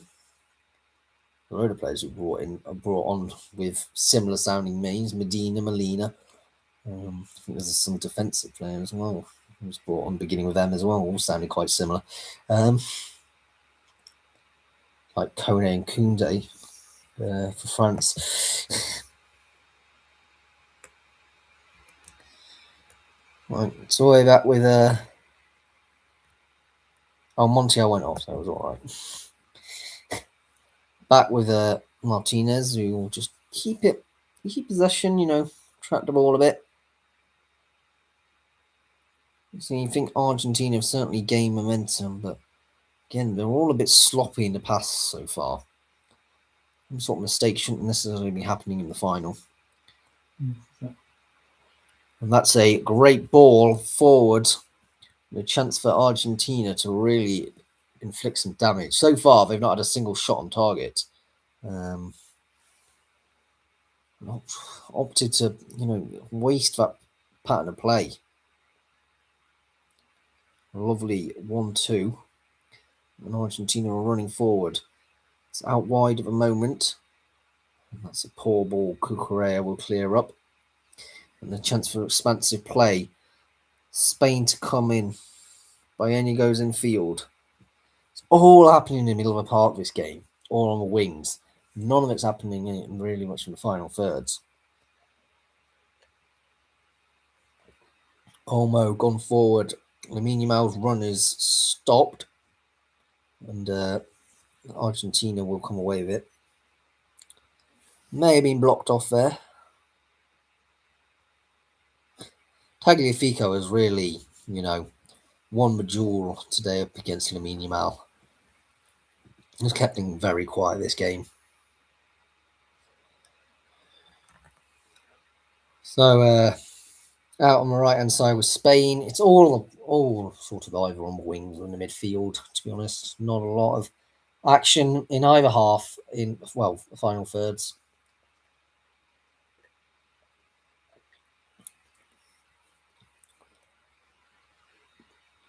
Spain coming attacking. The ball's too heavy. That's going to be in for a goal kick.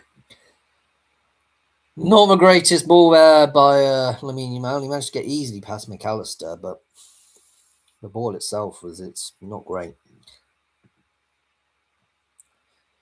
The game's just drifting away a bit into nothingness.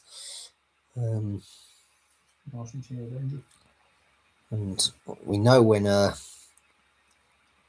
England were playing Argentina, slightest defensive switch off in Argentina can be devastating. Same against Egypt. And it'll be a throw-in. Nico Williams is looking like he's going to be coming on potentially.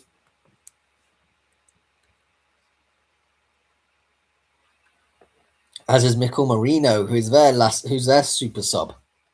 Dani Olmo's day is over. As is Baena. Two very good players, but it makes sense to bring some attacking options on. So yes, Merino and Nico Williams. Mikel Merino for Arsenal, and obviously for Spain. He's scored a couple of goals off the bench so far this World Cup. He's been looked as a bit of a super sub.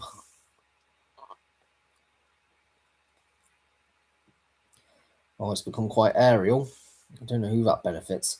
And, the first thing Marino's happened is that he's been put on the deck. Paredes is walking away because he was involved in that altercation. But I think Paredes might be very close to having a second yellow. It always seems to be him involved in the fouls at the moment. Surely the referee's got to be keeping count. So All counter-attacks have so far been nullified very effectively by Spain.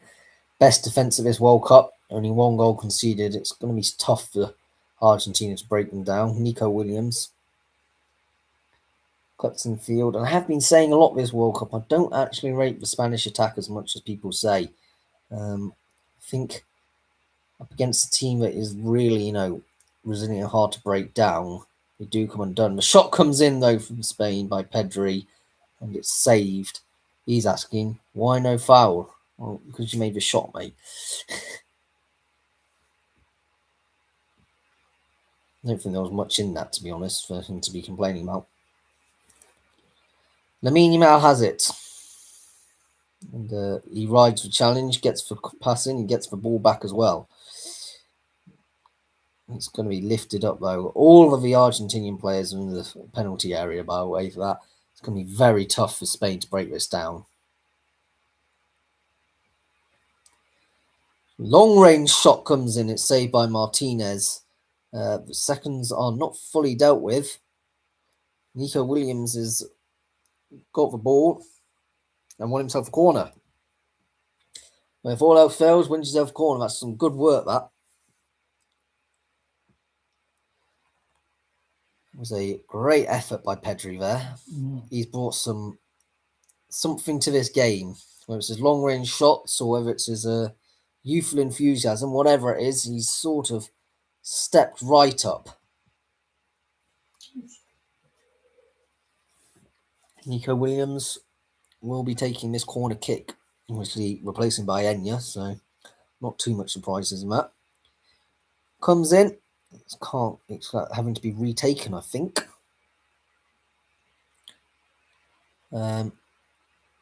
Yep, he'll have to take it again. For some reason, that is never actually a penalty if there's a foul in the corner, which I think is a stupid rule. If a corner is retaken, goes past literally everyone, and it will go out for a throw-in. There's a couple of players on the floor there. What was involved here?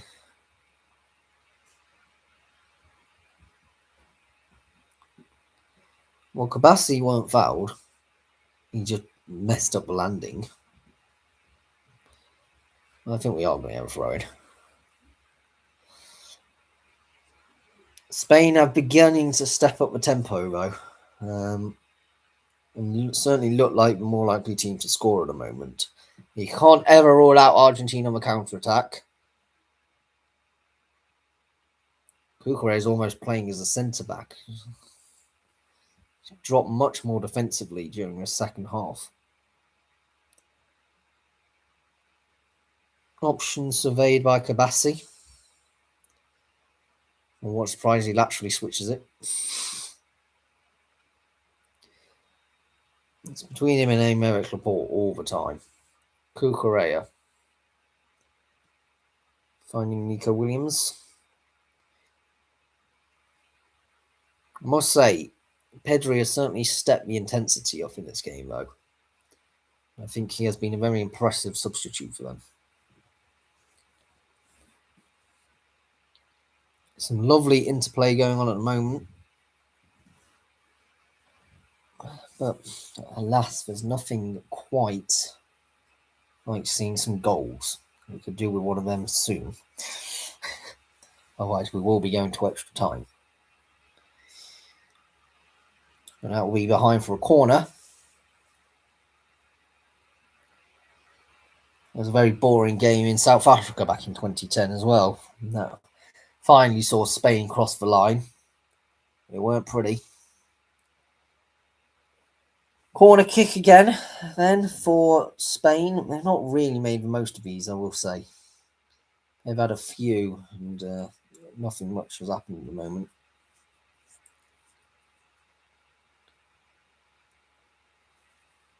The cross comes in very late. It's headed. It's saved. That's a good save there from Emiliano Martinez. I think it was Aymeric Laporte who had the last touch.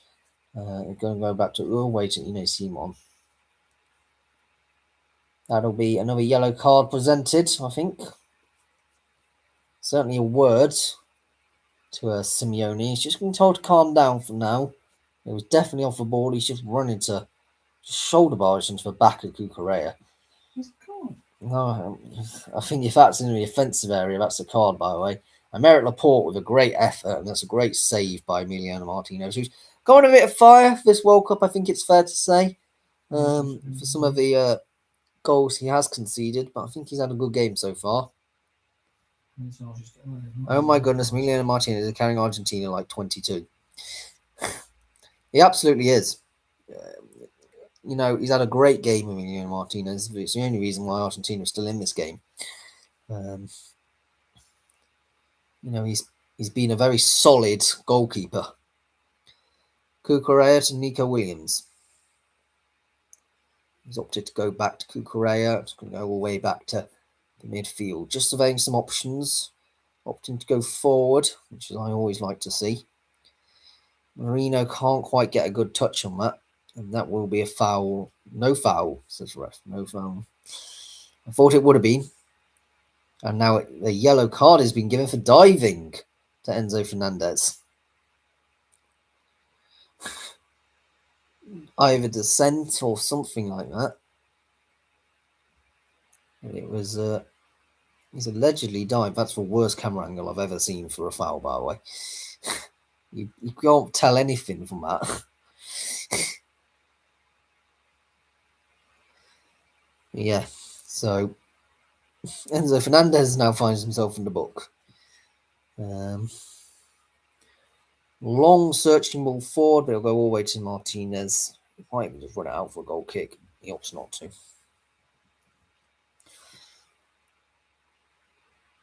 My phone is dying on 1%. I may not come back on the stream because if I watch while shining, I go down. Have a great day. Thanks a lot, Houston. 400. I've not seen you before, but bye. Have a good day. So, still 0-0. Not a great game, but it's been great seeing some new faces in the chat. It's always good to see that. And, well, Marino can't quite keep the ball in the attacking position, but at least he kept Spain in possession. So, if you can't go forward, at least keep it in possession. Cucurella going to Nico Williams. That will be a foul, surely. No, says the ref. And Argentina will attack. Lionel Messi pumping it downfield. You need to be careful there because Argentina are attacking in droves at times. That will be a heavy touch of a foul. Too much haste as well on that free kick. Well, Enzo Fernandez is getting a bit frustrated now. He just needs to calm down a bit. I think he is struggling maybe to cope with the battle in midfield, and this is where a lot of the problems are spanning from. And we throw in for Spain. There was a Ferran Torres with the shot, but I don't know really what Ferran Torres is doing this game, to be honest. He hasn't really been a goal threat. He's just been sort of absent since he's come on. He's not really made much of a change to a Yarzbal in this regard. So, floater ball over to Cucurella. Chest control, and we'll go back. It's always great to see that sort of thing, isn't it? Cucurella, Laporte linking up. Switch of play. That'll be a throw in to Spain. Still 0-0, 85 minutes in. Been a very snooze-festy game. Not going to lie. It's not been a lot of action. Not a lot to tell you about. The ball pinged out to Nico Williams, who was the initial favourite to start most games this tournament. And Baena came on, an absolute world in the first game. Appeared in the second from the start, had an absolute great game in that one, and has been the consistent choice on that left wing ever since, really. So all the match momentum pretty much, a solid 90% of it has been Spain. So that's really been telling you as much as we expected in this game, though, for Argentina should be fighting off the scraps and seeing if they can get anything. So far, not even had a shot on target. It's very difficult to play that against a team who's only conceded one goal all tournament. A lifted ball forward. Lamal gets a shot into the side netting. It was actually Ferran Torres, who got the shot there. My mistake. But it was a great ball over, and he didn't get a side to him. But Marino, again, the super sub with a beautifully lifted ball, but couldn't get. He just absolutely scuffed the ball. It was not a great effort by Ferran Torres from that position. That's not a striker's finish. I'll come back and say it again. Spain do not have a recognised goal scorer in this team. It's their biggest weakness. He's saying if the team actually challenges the Spain defence, which I don't think we've seen all tournament, they could well buckle. Last Argentina haven't really challenged it much. Not to any great effect, anyway. But I wasn't actually greatly impressed by Argentina's defence throughout this tournament, but I think today, I must have to say, they've not been bad. Nico Williams keeps it in. Not to interplay with Cucurella. He'll go in field. Rodri.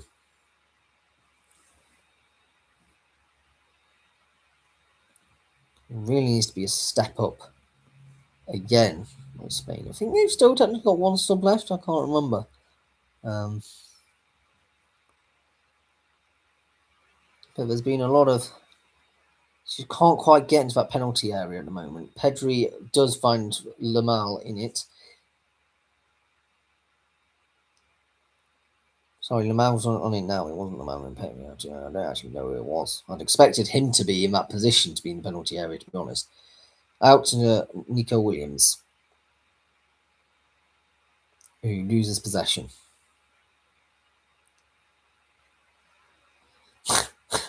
Well, that was poor. Throw into Spain. Not entirely sure what was going on there. I generally don't know why Molina just did that. Spain have constantly been attacking this game, but yet to find a target, and that's again lifted well over the bar this time by Rodri. This game's just ticking by. We're almost in stoppage time. And some of the shots have become quite desperate like that. I suspect we might be going even to another penalty shootout. And, then we'll actually see what Ine Simon is made out of. Because I've actually been saying he's not being challenged. A lot of the challenges against Spain they've dealt with defensively, I think his centre-backs have actually done more work than he has. Cucurella snuffs that out for a throw-in. For example, Cucurella is one of them. He's had an excellent tournament.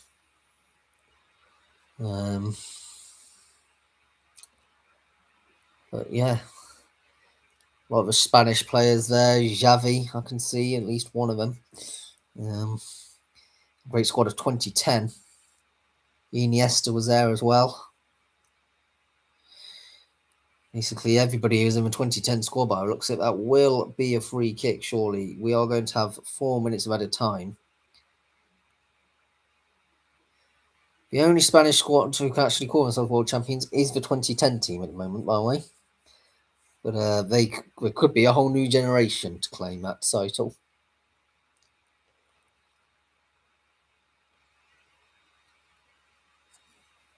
Oh, there's 3 minutes of drinks break. I'm sure it put more than 1 minute of stoppage time from elsewhere. The defensive aerial ability of the likes of Aymeric Laporte is something to be admired. Has that been a foul? Well, that's going to hit the referee anyway. There'll be a drop ball at least. Paredes has been told to go away. Messi is on the floor.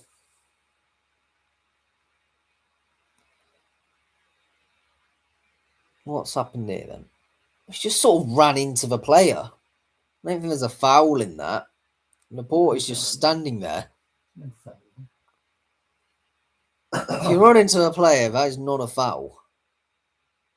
He's not moved his body to get him away. That is ridiculous. He's somehow got a free kick of it. That's absolutely ridiculous. Messi just ran into the player. There wasn't any intention for Aymeric Laporte to move into Messi's way there. Dodgy decision. Yep, another dodgy decision for Argentina there.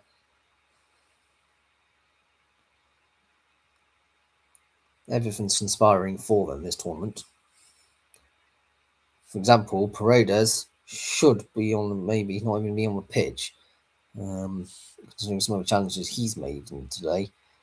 And Argentina coming forward, it's saved by Unai Simon. They may be challenging the whole of VAR, but they're fine up against it. And a chance for exact forward, it's a shot. It's parried away by Emiliano Martinez and further headed away in Spain. Maybe under a counter-attack, but that is going to be a really bad challenge. Yes, Yellow card. I think that was a red card. Yeah, yellow red. The second yellow for Enzo Fernandez, who obviously dived and had a massive descent from the referee to get the yellow to begin with. And I did say, did I not, that this game has got a red card written all over it. Well, it's Enzo Fernandez who is having an early shower in today's game. Cavassi's tried to get it, and he's just gone absolutely through the player. I don't think Enzo Fernandez can have a qualm in the road about that one. He's late. He's very late. He's not got the ball at all, got entirely the player. And Cabassi's just ended up on his backside. Still on the pitch.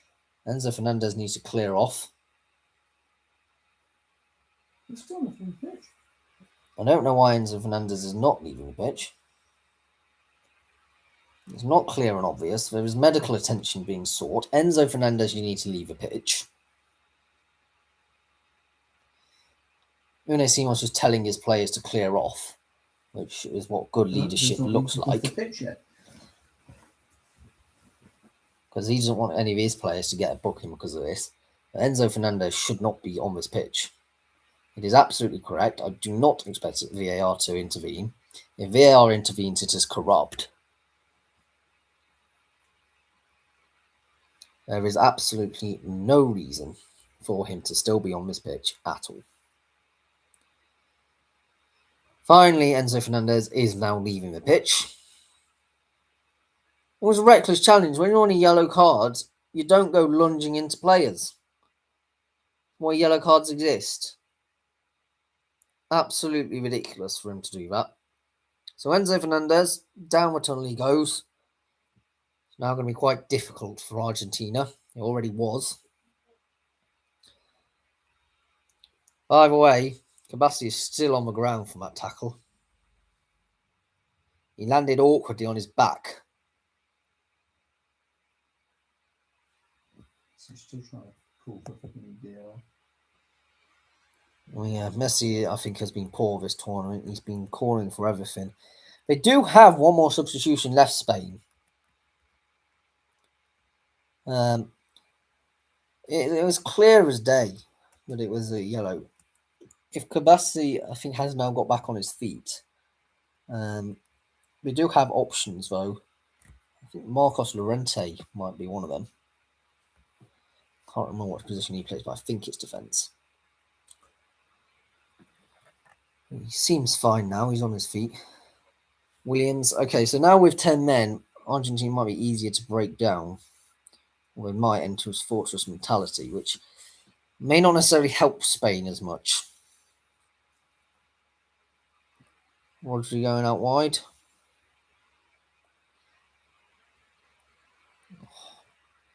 poor there in Argentina, looking to counter, but Cucurella comes in yet again with great interception. Surely that's going to be a free kick. It is. It's Paredes with the foul. He's on the yellow one. And he is also on a yellow, by the way. He needs to be careful. Can't be taken off now. Argentina have used all their substitutes. He did entirely get the player who did not get the ball at all. Yellow. I'd say it's very close to being yellow. He's been involved in every single thing. He's very lucky. That's not red. He's had a lot of fouls this game. Not been overly happy by him since he's come on. It's a good position for a free kick.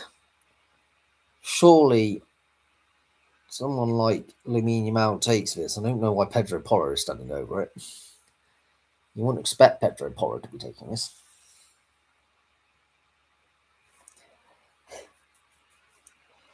I think maybe Paredes is lucky because he's probably thinking, we've just sent a player off for a red card. I don't want to be too reckless and do want to get another one in close succession. So he's maybe a bit lucky about that, because them things do play into the referee's minds. It was a cynical late challenge. Free kick about, 30 yards, 25 yards. It's not quite in the penalty area, but it's not far. Like 5 yards from the penalty area, I think. It's a good chance. You'd have to go for target, surely. There's a lot of players. They were all literally standing in a line. There's no way you're thinking about anything other than a shot here.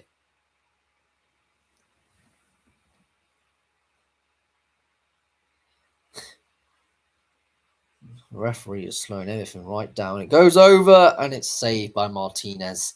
It's a great save by Martinez, actually, because that was going into the bottom corner. It's a beautifully taken free kick. And it's a great save by Martinez. You would have seen that late because there was Spanish players all in front of him. So it's a great save by Martinez, and it will be a corner. Oh, it was... No.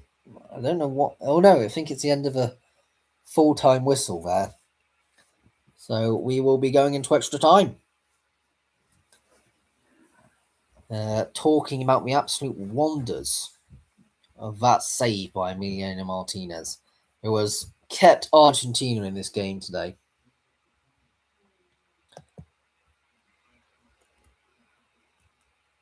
He's on a 9.3 SOFA score rating. Fantastic work by him so far. He's made 10 saves. Has presented 1.29 goals he prevented. He's been absolutely incredible.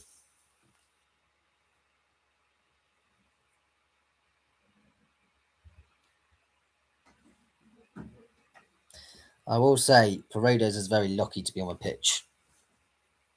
He should also be sent off. I think he can be considered a bit lucky about that. I think maybe the referee didn't want to be too hasty to give off a second yellow for another player, but that would have quite stamped some authority on this game. So, in terms of this game, I think it's going to be big, the fact that Argentina are down to 10 men for half an hour. It's a long time with tiring legs. And again, I'm not sure that they actually even stay at 10. Because now they're going deeper and deeper. Already some players on yellows. They're only allowed one more change. If I was Scaloni, I'd maybe even bring... I don't know if he can bring Paredes off. I can't quite remember the rules. If a player's been brought on, I think you're allowed to bring them back off. But he should be gone. He should also be down with tunnel.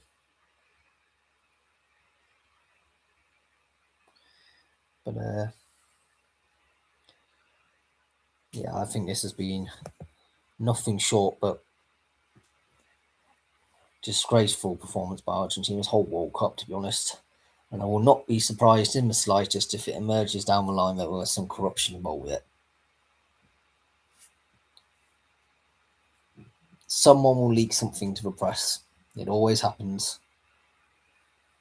So all water shipping tight now, but you wait 10 years down the line and something will be uncovered. But yeah, Lamine Yamal had a fantastic free kick. I mean, it was an even better save by Emiliano Martinez. It was a free kick. It was bending into that bottom corner. And Emiliano Martinez, what an absolutely amazing save he's done there. He has kept Argentina's hopes in this game well and truly alive. 10 saves in total. 9.4 SOFA score rating, 1.29 goals prevented is what they're saying. But yeah, I think this is going to be very difficult.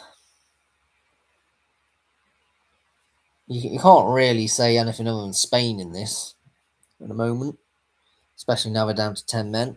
If it goes to penalty shootout, I might start back in Argentina. Considering Emiliano Martinez's performance in the last World Cup penalty shootout and his performances today, he must have a lot of confidence going into them. But we do have extra time before that. So it will ultimately depend, I think, if it does go to penalties. Although Lionel Messi did have one of his penalties saved, if we remember back in, I think it was against Egypt. I wouldn't be surprised as well if there would be some retaking of penalties because when they see him as a line or something like that.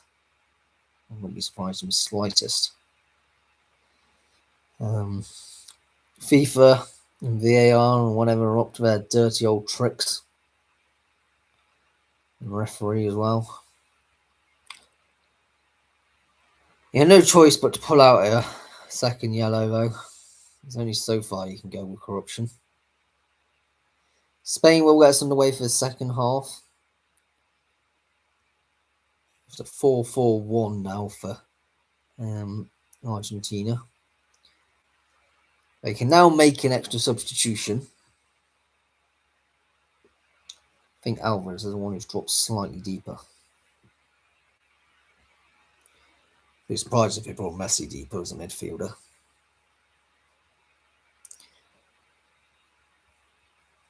Yeah, constant press, I'm going to imagine, from Spain. Pedro Porro has been very impressive this tournament. Great ball out wide to Nico Williams. Cucurella. Just all Spain this half. I can guarantee you that. They're going to be difficult to Argentina.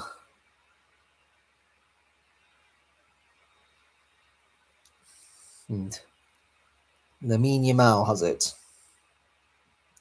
Just cutting field actually there. I would have thought maybe he would have gone for a bit of a mazy run. There's so many gaps being left by Argentina. I'm not entirely sure why Spain haven't exploited any of them. That will be a foul. Tagliafico is blocked off by Pedro Porro.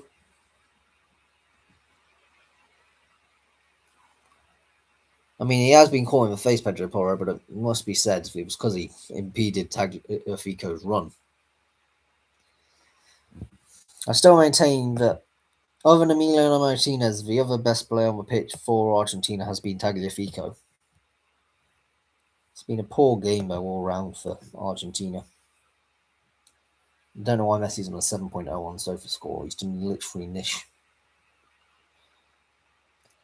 Pump downfield then. All the way out for a little goal kick for Spain. Great distribution of Emiliano Martinez. That's the curse of a commentator. But we must say he did have a fantastic save. Almost world class, I'd say. It was a fantastic save. He will go down as one of the greatest saves in the World Cup. But Spain are attacking again. Just got kept in. Lamine Yamal can't get there. Tagliafico, who's I think kept Lamine Yamal very quiet today. Oh, that's poor. Spain have it. Lifted up. Saved by Martinez again.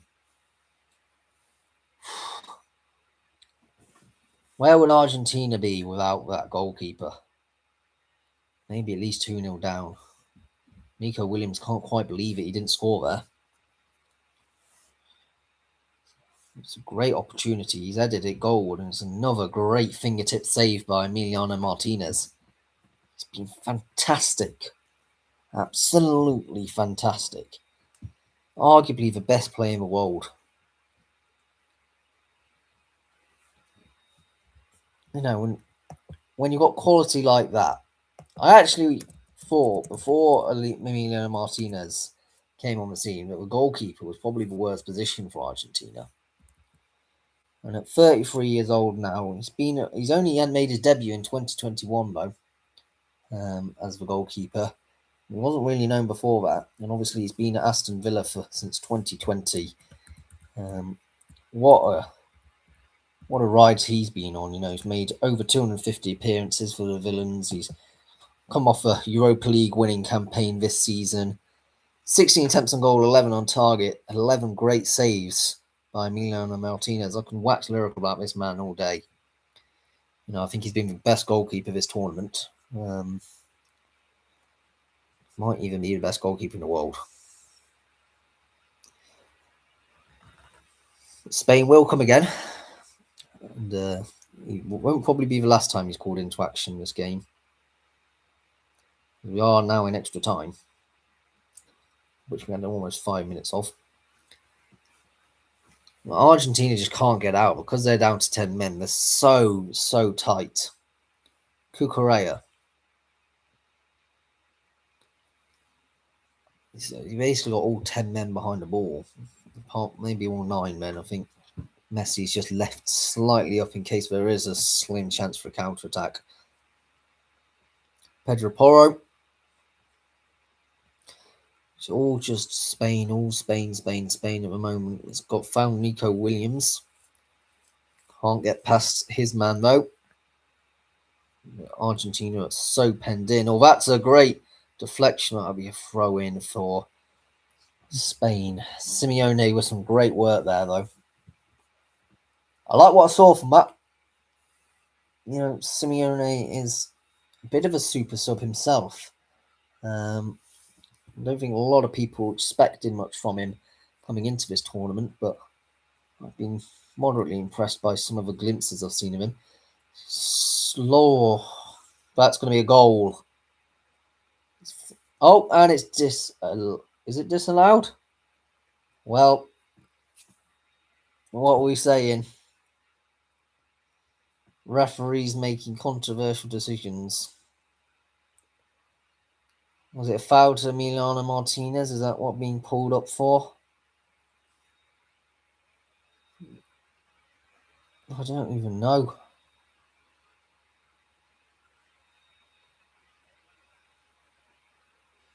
I don't. Marino's gone there. I don't think there's anything wrong with that. What's wrong with that? Marino's flicked it beautifully. Got the contact. Martinez initially makes a good save. The second save can't be done. And what's wrong? Nico Williams is there to put it home. What's wrong with that goal? Why is it disallowed? Why is it being disallowed? VAR should be overruling that.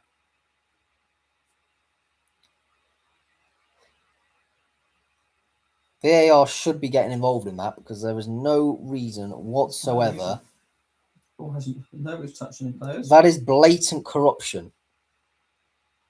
He's done, isn't it? He's just dived. He's not touched it. There's literally been a dive. They're trying to think the goalkeeper. There is no foul on the goalkeeper whatsoever. I don't know what the referee's blown up for there. It's corrupt. The only thing I can say there is it's corrupt. There's no reason for that not to be given. There's no way. If anyone wants more evidence that FIFA is corrupt, you're watching it right now. If anyone wants more evidence, there is nothing in the world that should deny that goal from standing.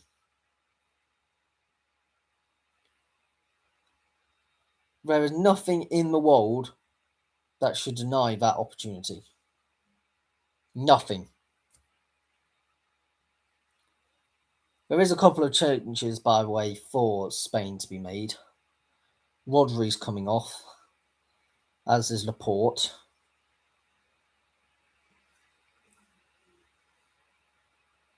Zubamendi is coming on, as is Eric Garcia. I still cannot quite believe that it's not 1-0 to Spain. I'm just lost for words. I'm absolutely lost for words. I'm like De La Fuente right now. How is that not being given? Be careful, Argie will now get it. So we've all in a sense.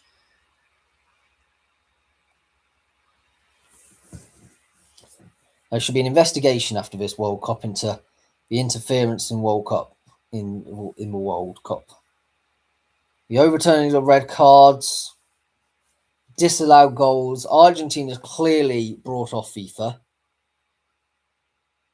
That for me is even worse than the hand of God moment. In a World Cup final, when you're making that bad of a decision, that for me is worse than the hand of God moment.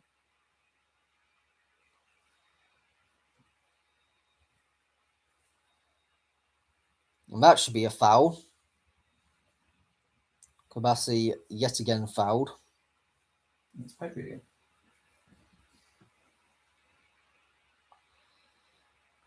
I still don't know how that goal was denied. There was nothing wrong with that at all. Guy died. There was a guy who died behind him, and he didn't even touch the goalkeeper, who also then made a meal out being injured.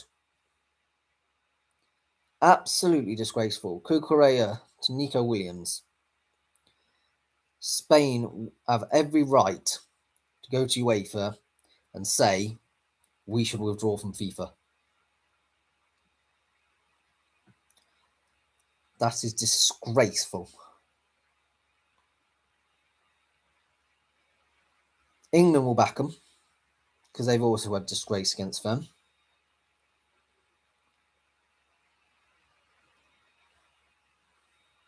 I'm sure Egypt will also back them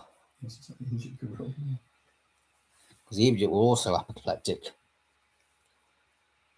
And all the Spanish players can do is just carry on attacking and hope to score another one. The shot's well over. Not been impressed by Lamine Yamal today. Argentina will make that extra time sub, potentially.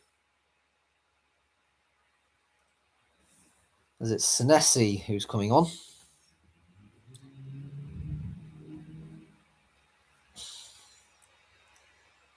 Flipping it. Well, Alvarez's day is over. And Senesi is coming on.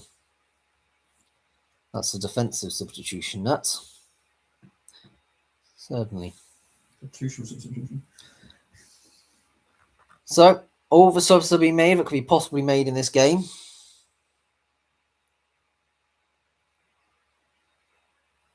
If I was De La Fuente, I'd spend the entire hydration break yelling at the referee. I'd even take the yellow card.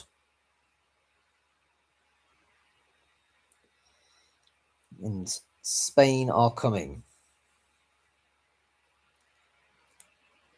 Lovely interchange play with between Lamine Yamal and Pedro Porro.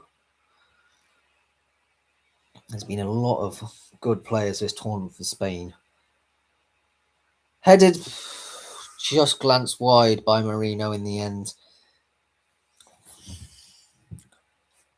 Thought Marino might have just got that, but he's just not quite got the heading on target there. These chances don't come around too often. And it's just past the bar. It's not far at all. They will have another chance, don't get me wrong. There'll be at least 2 or 3 more chances for Spain to see the net bulge, but by the basis of what the current referee's going by, just carry on denying goals and then just make the penalty shootout a stitch up for Argentina. Spain just can't win. It's an unwinnable football game.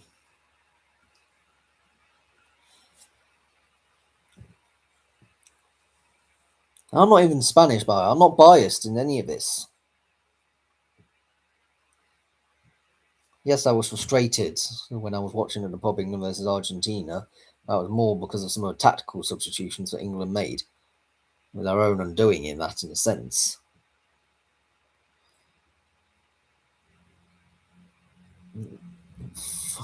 Flicked on high from field. That will be a free kick. Nope, says the referee.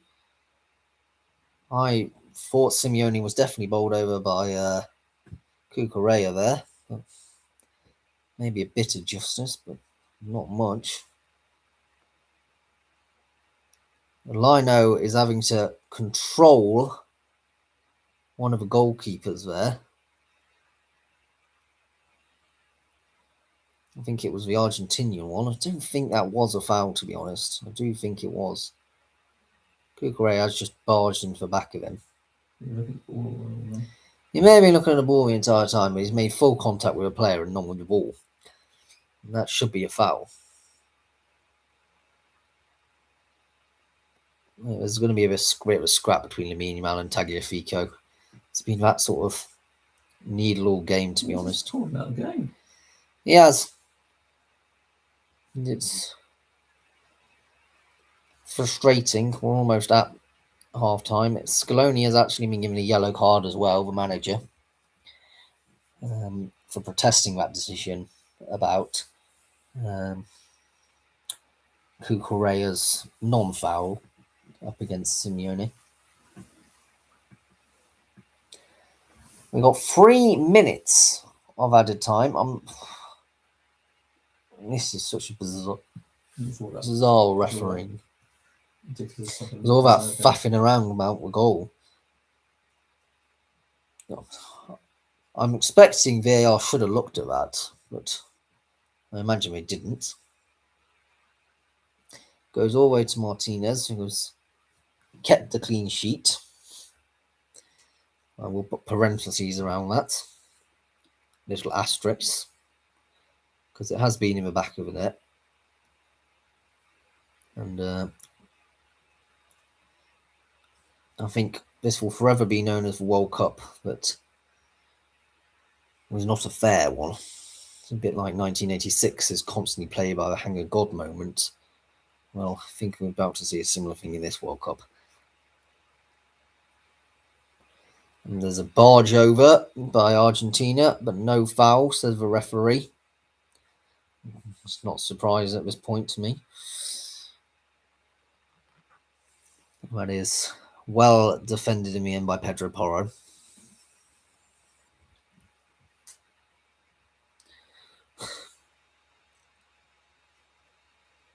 Well, Argentina showing that they're not completely out of options. Molina to take a throw in while drinking a bottle of water. He's about to break that. There's a player down on the floor wasting time. Is it Tagliafico who's down there? Medina, maybe.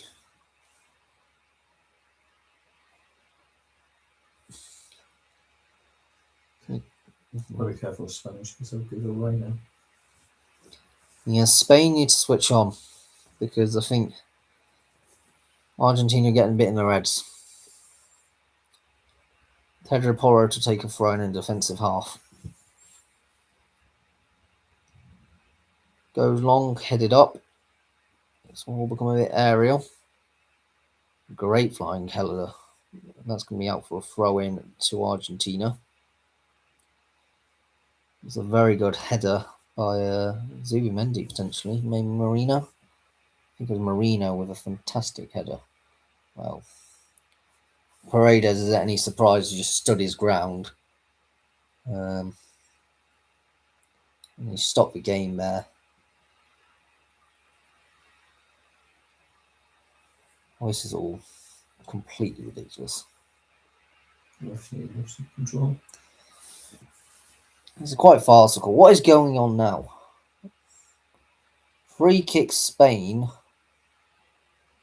Nope, it's going to be the end of the half. Right. Lost for words. Really am. I'm absolutely lost for words how that goal was not allowed. And all they're showing in the highlight reels is the missed header by Marino. But we all want to see why that goal wasn't allowed to stand.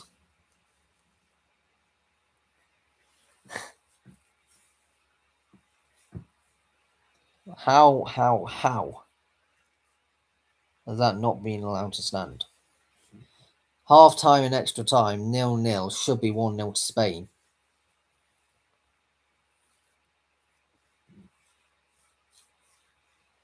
You know, there was the iffy decisions of Germany versus Paraguay. We saw Paraguay go through. And there was another iffy decision about goal line, like a foul against goalkeeper. I can't remember what it was now. But I think France were involved. But nothing has come close to that decision. You know, I think this is even worse than overturning a red card because this is in the final. You know, this is where it counts. And this is, you know... objections being raised. What? They have to object at half time. So.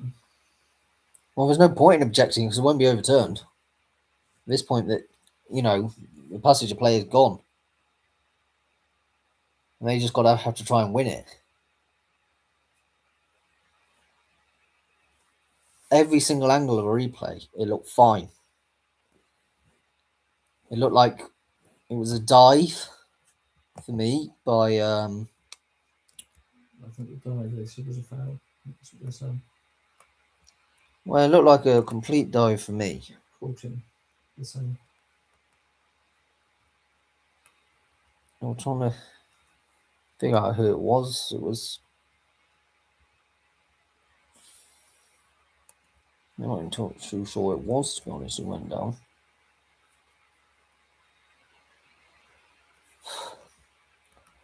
But yeah, it's not been pleasant watching. Otamendi, maybe? I'm not sure.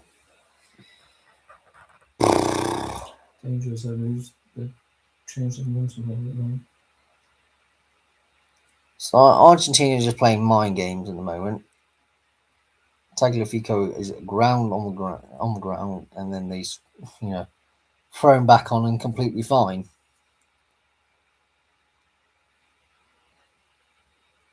Tagliafico has been great today, though. He has absolutely kept Lamine Yamal out of this game.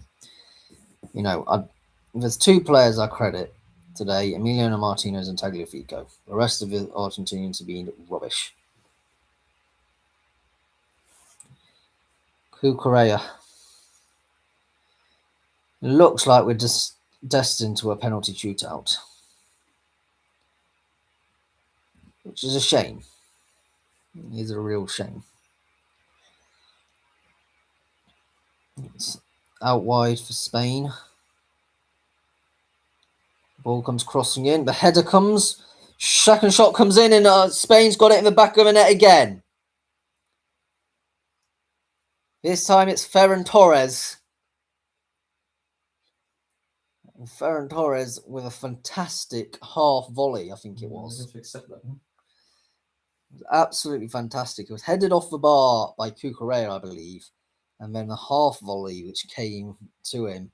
Just absolutely beautiful goal by Ferran Torres. And I was slating him off, right? And I was slating him off, right? And put my hands up. That was a great goal. You know, he's had a couple of scuffed opportunities, but that was taken very well. And you can't really say that there was much more deserved than that for Spain. Definitely can't say much more than that. And Ferran Torres has got his name into Football World Cup heritage. You're always dangerous when you just I'm sure. So it was a fantastic goal. Headed by Nico Williams, and it was actually headed into the path of Ferran Torres. And it was on the half volley into the roof of the net. From a certain angle, it looked like he shot, but he actually was a perfect timed back pass to Ferran Torres. So it's 1-0, and you have no complaints about that one. The corner flag has been absolutely kicked to oblivion. I don't know if that's going to be having to be replaced. I don't know. It's not as bad as the Jamie Vardy slide tackle into the pride flag one, which I think we all remember that celebration. But that was a ban celebration. He did get a yellow card and then a subsequent ban and a fine for it. But well, there's not much long left of this game. Argentina have a free kick just outside the centre circle, and as my dad keeps on saying over and over again, Argentina have to concentrate. No, Spain have to concentrate rather. It's into the arms of Unai Simon, who can wait a couple of seconds here, just calming down, taking the sting out of the game.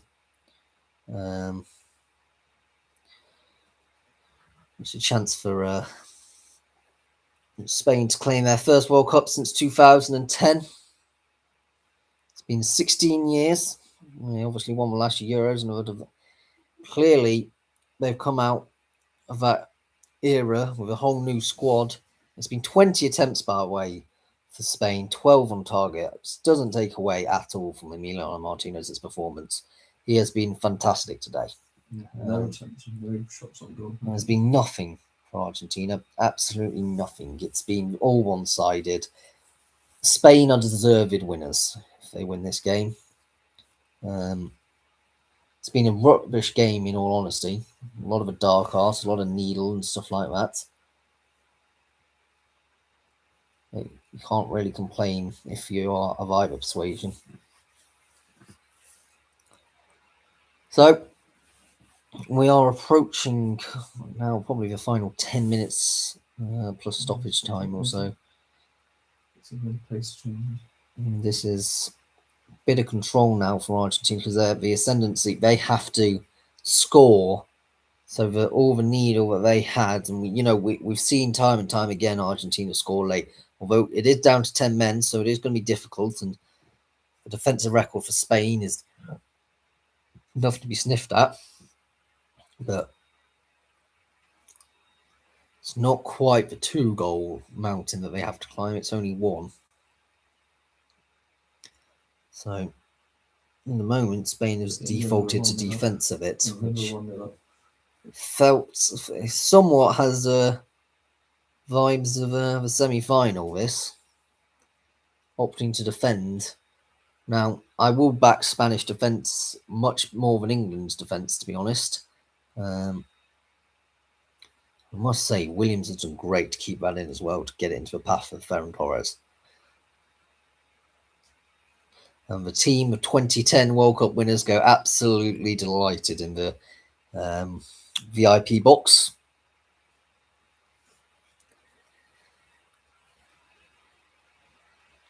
And we remember the likes of Fernando Torres, the last one, at the time he won.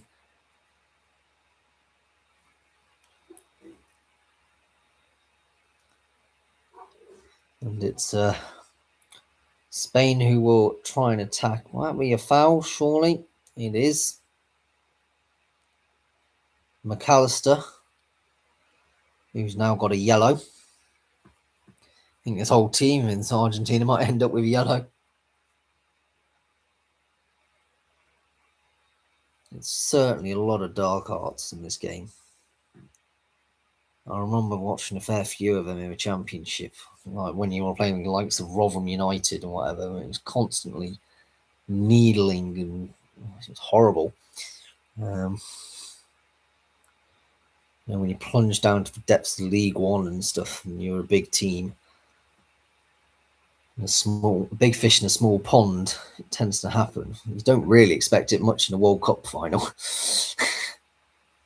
And I think for a lot of people, Argentina definitely bitted their way out into the final, to be honest, and cheated their way out for a lot of people as well. And I won't be the only one to say that.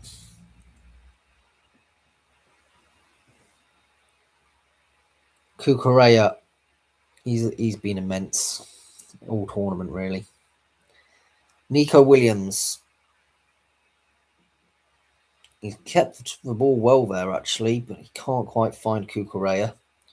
He was surrounded. It's actually offside in the end. Thought Nico Williams did well there. Well, that was absolutely not where the offside was. 744 passes for Spain, for 324 for Argentina, which will be completed. I mean, Spain have dominated every single statistic in this game.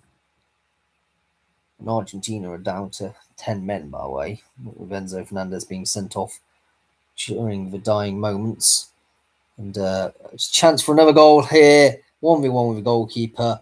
Ferran Torres scores, and he's offside. Well, that's why I didn't even bother commentating, to be honest, because he's completely on. His whole yard on.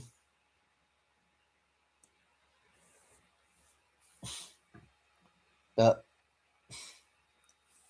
we're just waiting for a referee to deliberately put his flag up. It should be 3-0.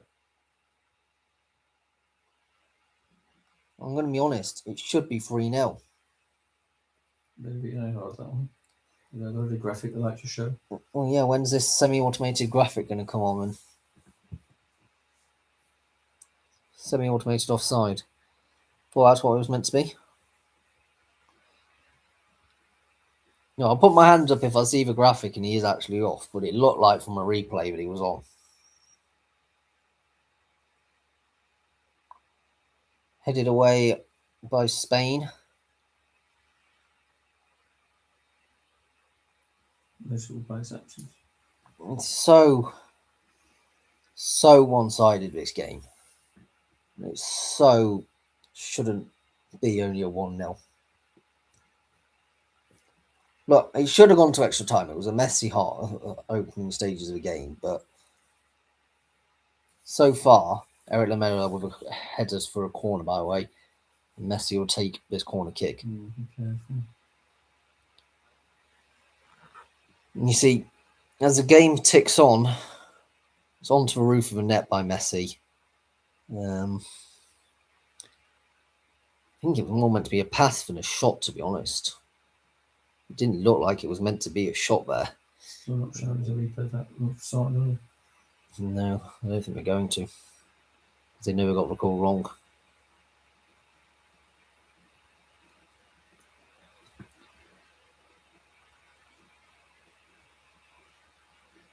So, at least it looks like at least that the deserved winners are going to deserve it. Still got 4 minutes to go, I think. So, yeah, still 5 minutes, and stoppage time, but, still think that it's quite likely. Nico Williams was running, and he's run into the penalty area. What has he done there? It's one of the poorest shots I've ever done. So I've ever seen. Absolutely everything. And he's just completely scuffed it. Not even going to challenge the goalkeeper.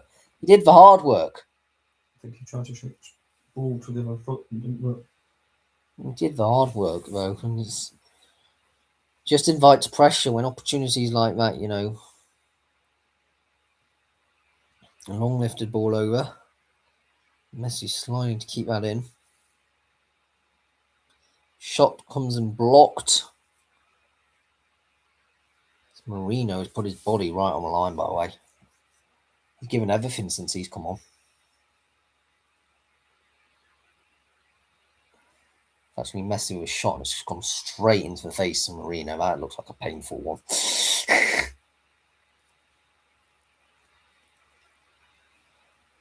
He's just gone straight into his face, you know. He's put his body on the line and, you know, he's actually done a great job in all. We'll say that. Fair bit of lip coming from that number 9 for Argentina. Was it 19? I wasn't quite happy with that. I was going to say, Alvarez is not on the pitch. It's Otamendi. Very marginally off. By the looks of it, I think from different angles, it looks like he's potentially on. But calls like that, it's very close, and the referee needs to stamp authority. He needs to tell Otamendi to shut up and give him a yellow. Because he's currently doing dissent-worthy the things.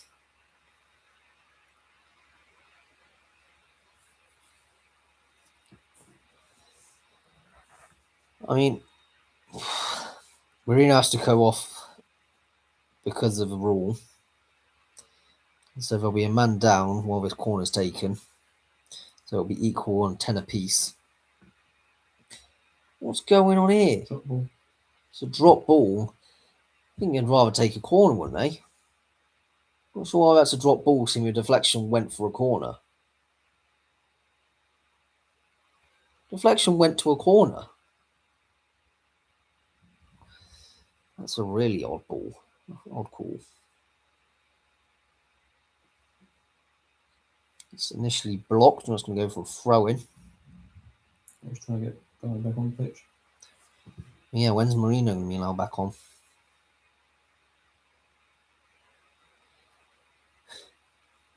Will be at least 3 minutes, I reckon. I know it's only, you know, about a minute left in normal time, but we're going to at least have 2 minutes, I think. Stoppage time. That can be a free kick. It is. It's going to be an Argentinian free kick then. That's not where the foul was taken. That's nowhere near it.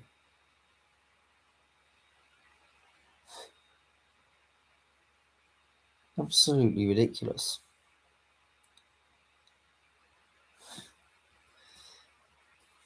Just pass it to Messi and then like, oh yeah, we're going to take it there then.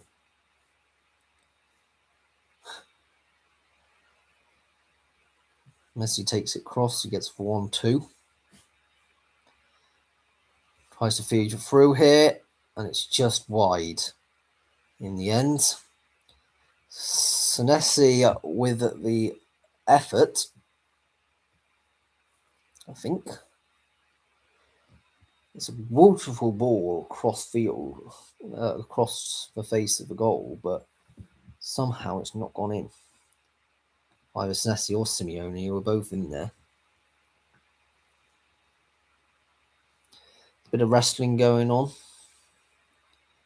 in the corner, in the penalty area. Messi takes it, and it's in the hands. It's not in the hands of Unai Simon. I think there may be in a foul, so it's got to be taken again. Be another corner. I'm not entirely sure what happened there. A bit of panic setting in for Spain. Mm-hmm. Taken too quickly now, so we're going to have a third corner.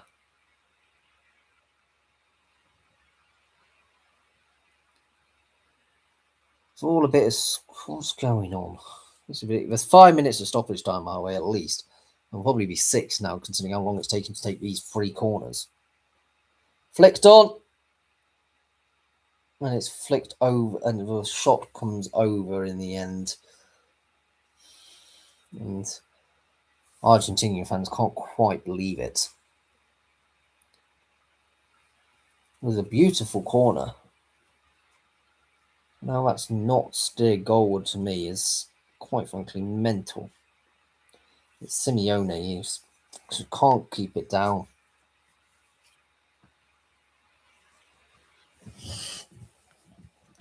He was leaning back and he skies it. I just don't know what this game has got in store. There's an Argentinian player down on the floor who's gradually getting back up to his feet. A lifted ball forward, can't quite find Lamine out.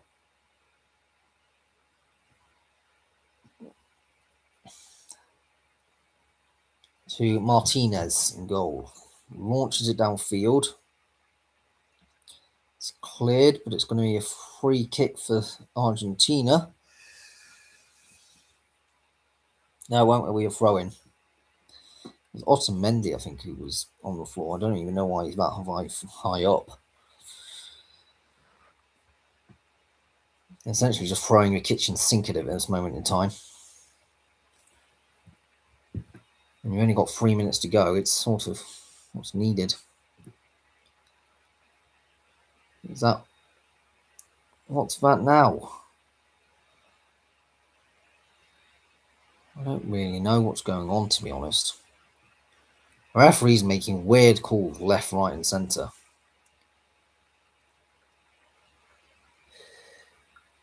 I still can't believe Simeone's shot went so far over the ball. It's falling lovely to him. But I'm really confused. I'm going to be brutally honest. I'm really confused about this game.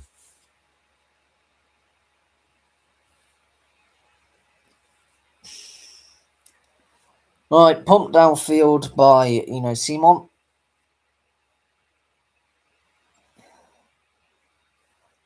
I don't think we'll see another goal. We've not got long left, to be honest. Maybe about a minute and a half left. But you can never say never. Never these Aussies. Exactly. We'll just carry on playing until we score, to be honest. A long punt downfield from the defence. It's into the arms of Unai Simon. It will go down and waste a bit of time.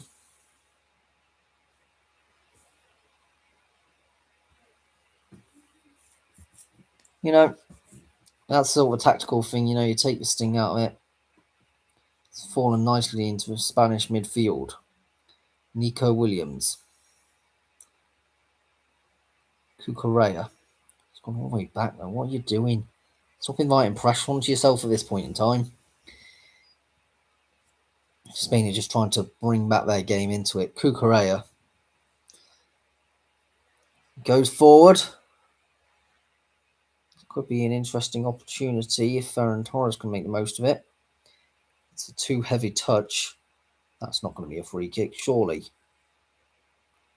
Well, it is.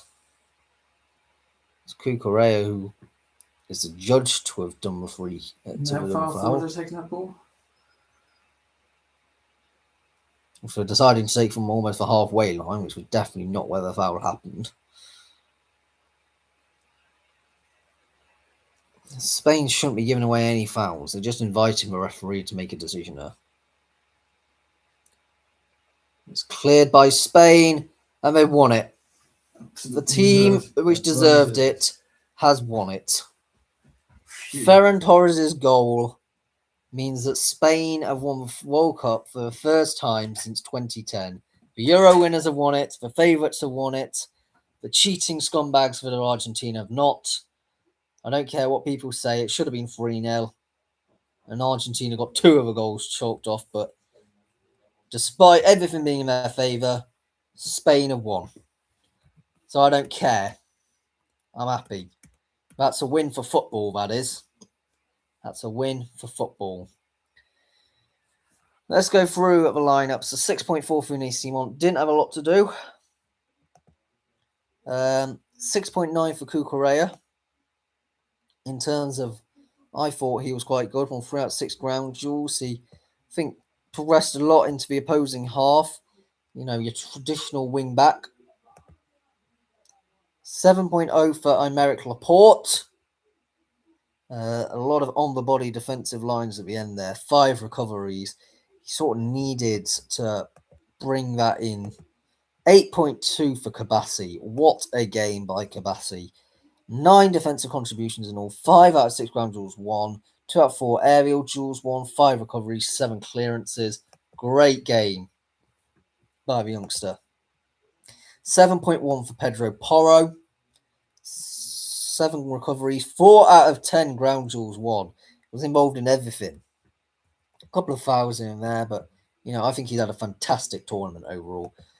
A 6.6 for Fabian Ruiz. He was not great, and to be honest, and I think since when he was brought off, and I'll bring a couple of ones because Laporte came off for Eric Garcia was on a 6.6. I don't think he did a great deal, but Fabian Ruiz came off for Pedri. Was on a 7.4. A fantastic game for Pedri. A lot of one big chance created rather than 4 key passes. An absolute unit in midfield when he came on. He was just threading everything. He was such a better option. I don't know why he didn't start. An 8.5 for Rodri. Deservedly probably man of the match. 2 key passes. 101 out of 106 passes were accurate. Spraying balls absolutely everywhere. A fantastic player. He did ultimately have to come off for Zubamendi, who wasn't bad actually on a 7.0. He didn't actually have too bad. He didn't do as much, of course, but wasn't the worst effort. Baena on a 6.6. A bit of a quiet game compared to what some of his performances during this tournament. Came off Nico Williams and 6.7 with the assist, a fantastic assist. It was a back heel. Had 3 shots. Well, technically it should have been 4. He had a big chance to miss. He was offside though, and that goal should have been his. For the offside one, that was one of the ones which was ruled offside, controversially. 7.0 for Dani Olmo. We can't forget how much everywhere he was, until he came off. But I thought he was decent. And then you had his replacement, Mikel Merino, on 7.1. Also a very good option when he came on. 1 key pass, but we also got to remember he kept on going forward. He had that missed shot, which was just wide. That head of his clearance just wide, to be honest. And was unlucky not to score.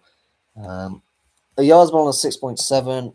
Really rubbish game by Yarzabal, and Ferran Torres obviously will claim the headlines for scoring the winner, no less. And I don't think he was actually great. He had 3 shots and only 1 resulted in a goal. I mean, in terms of dribbling, I just don't think he had a great game in all. And Lomal on a 7.3.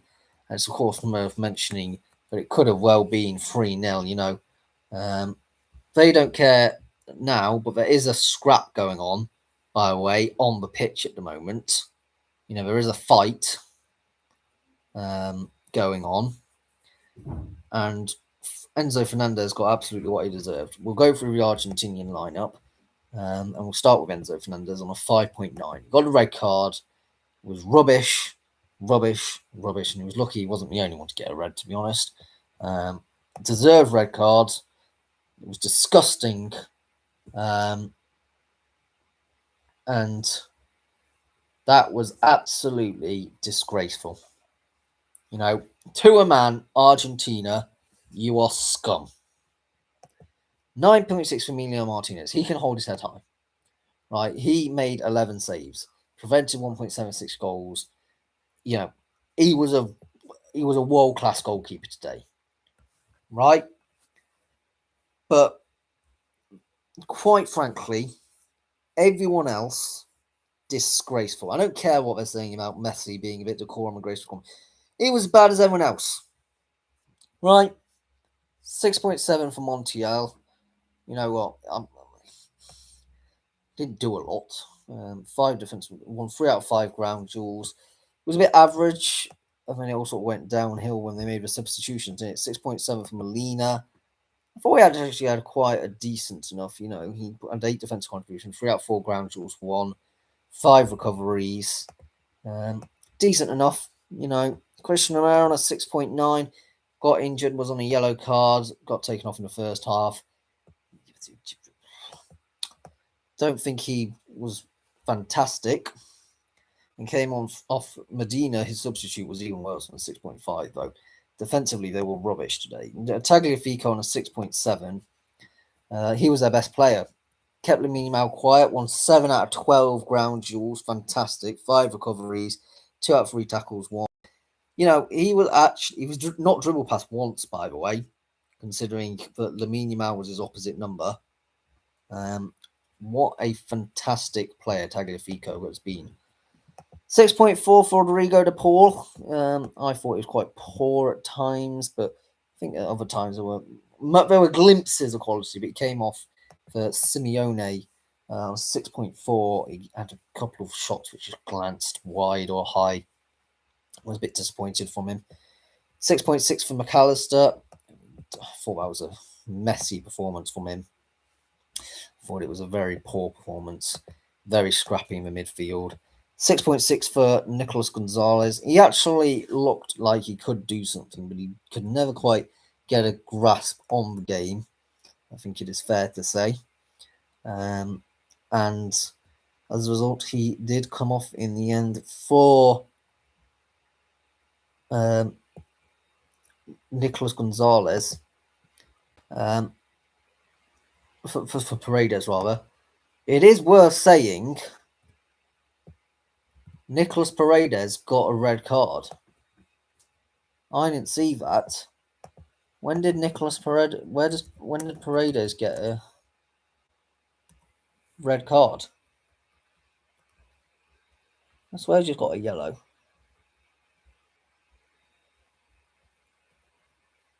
Paredes is like absolutely ridiculous. I think he only got a yellow.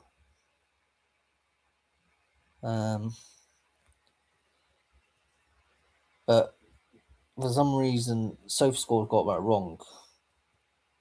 He didn't get a red. He was on a 6.1. He was a horrible player. He should have got a red.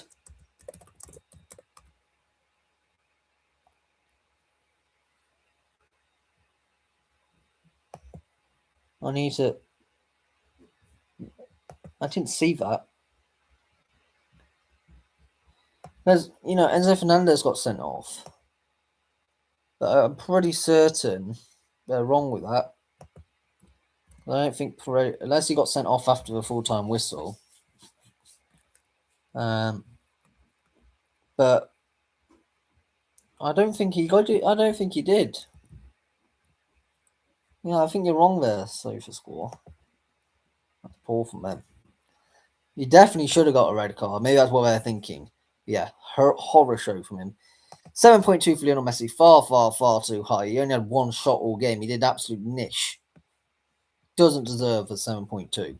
6.4 for Alvarez is what Messi should have. In fact, Alvarez probably did about the same as what Messi did. And Senesi on a 6.3 had a few bad chances as well, but hardly anything worth writing home about. Anyway, I don't want to complain too much. Congratulations to Spain. You thoroughly deserved it. Your performances actually throughout this World Cup have been genuinely impressive. And Argentina were nothing but scummy tactics, dark arts of football. Should have got at least 2 players sent off. You should have won 3-0 in extra time. Shouldn't have had any of them 2 goals disallowed. You were battling against the referees and you still came through. So congratulations, Spain. I'm going to turn off for the night. But enjoy the celebrations if you're Spanish. You fully deserve it. Fantastic in the Euros and fantastic in World Cup stage.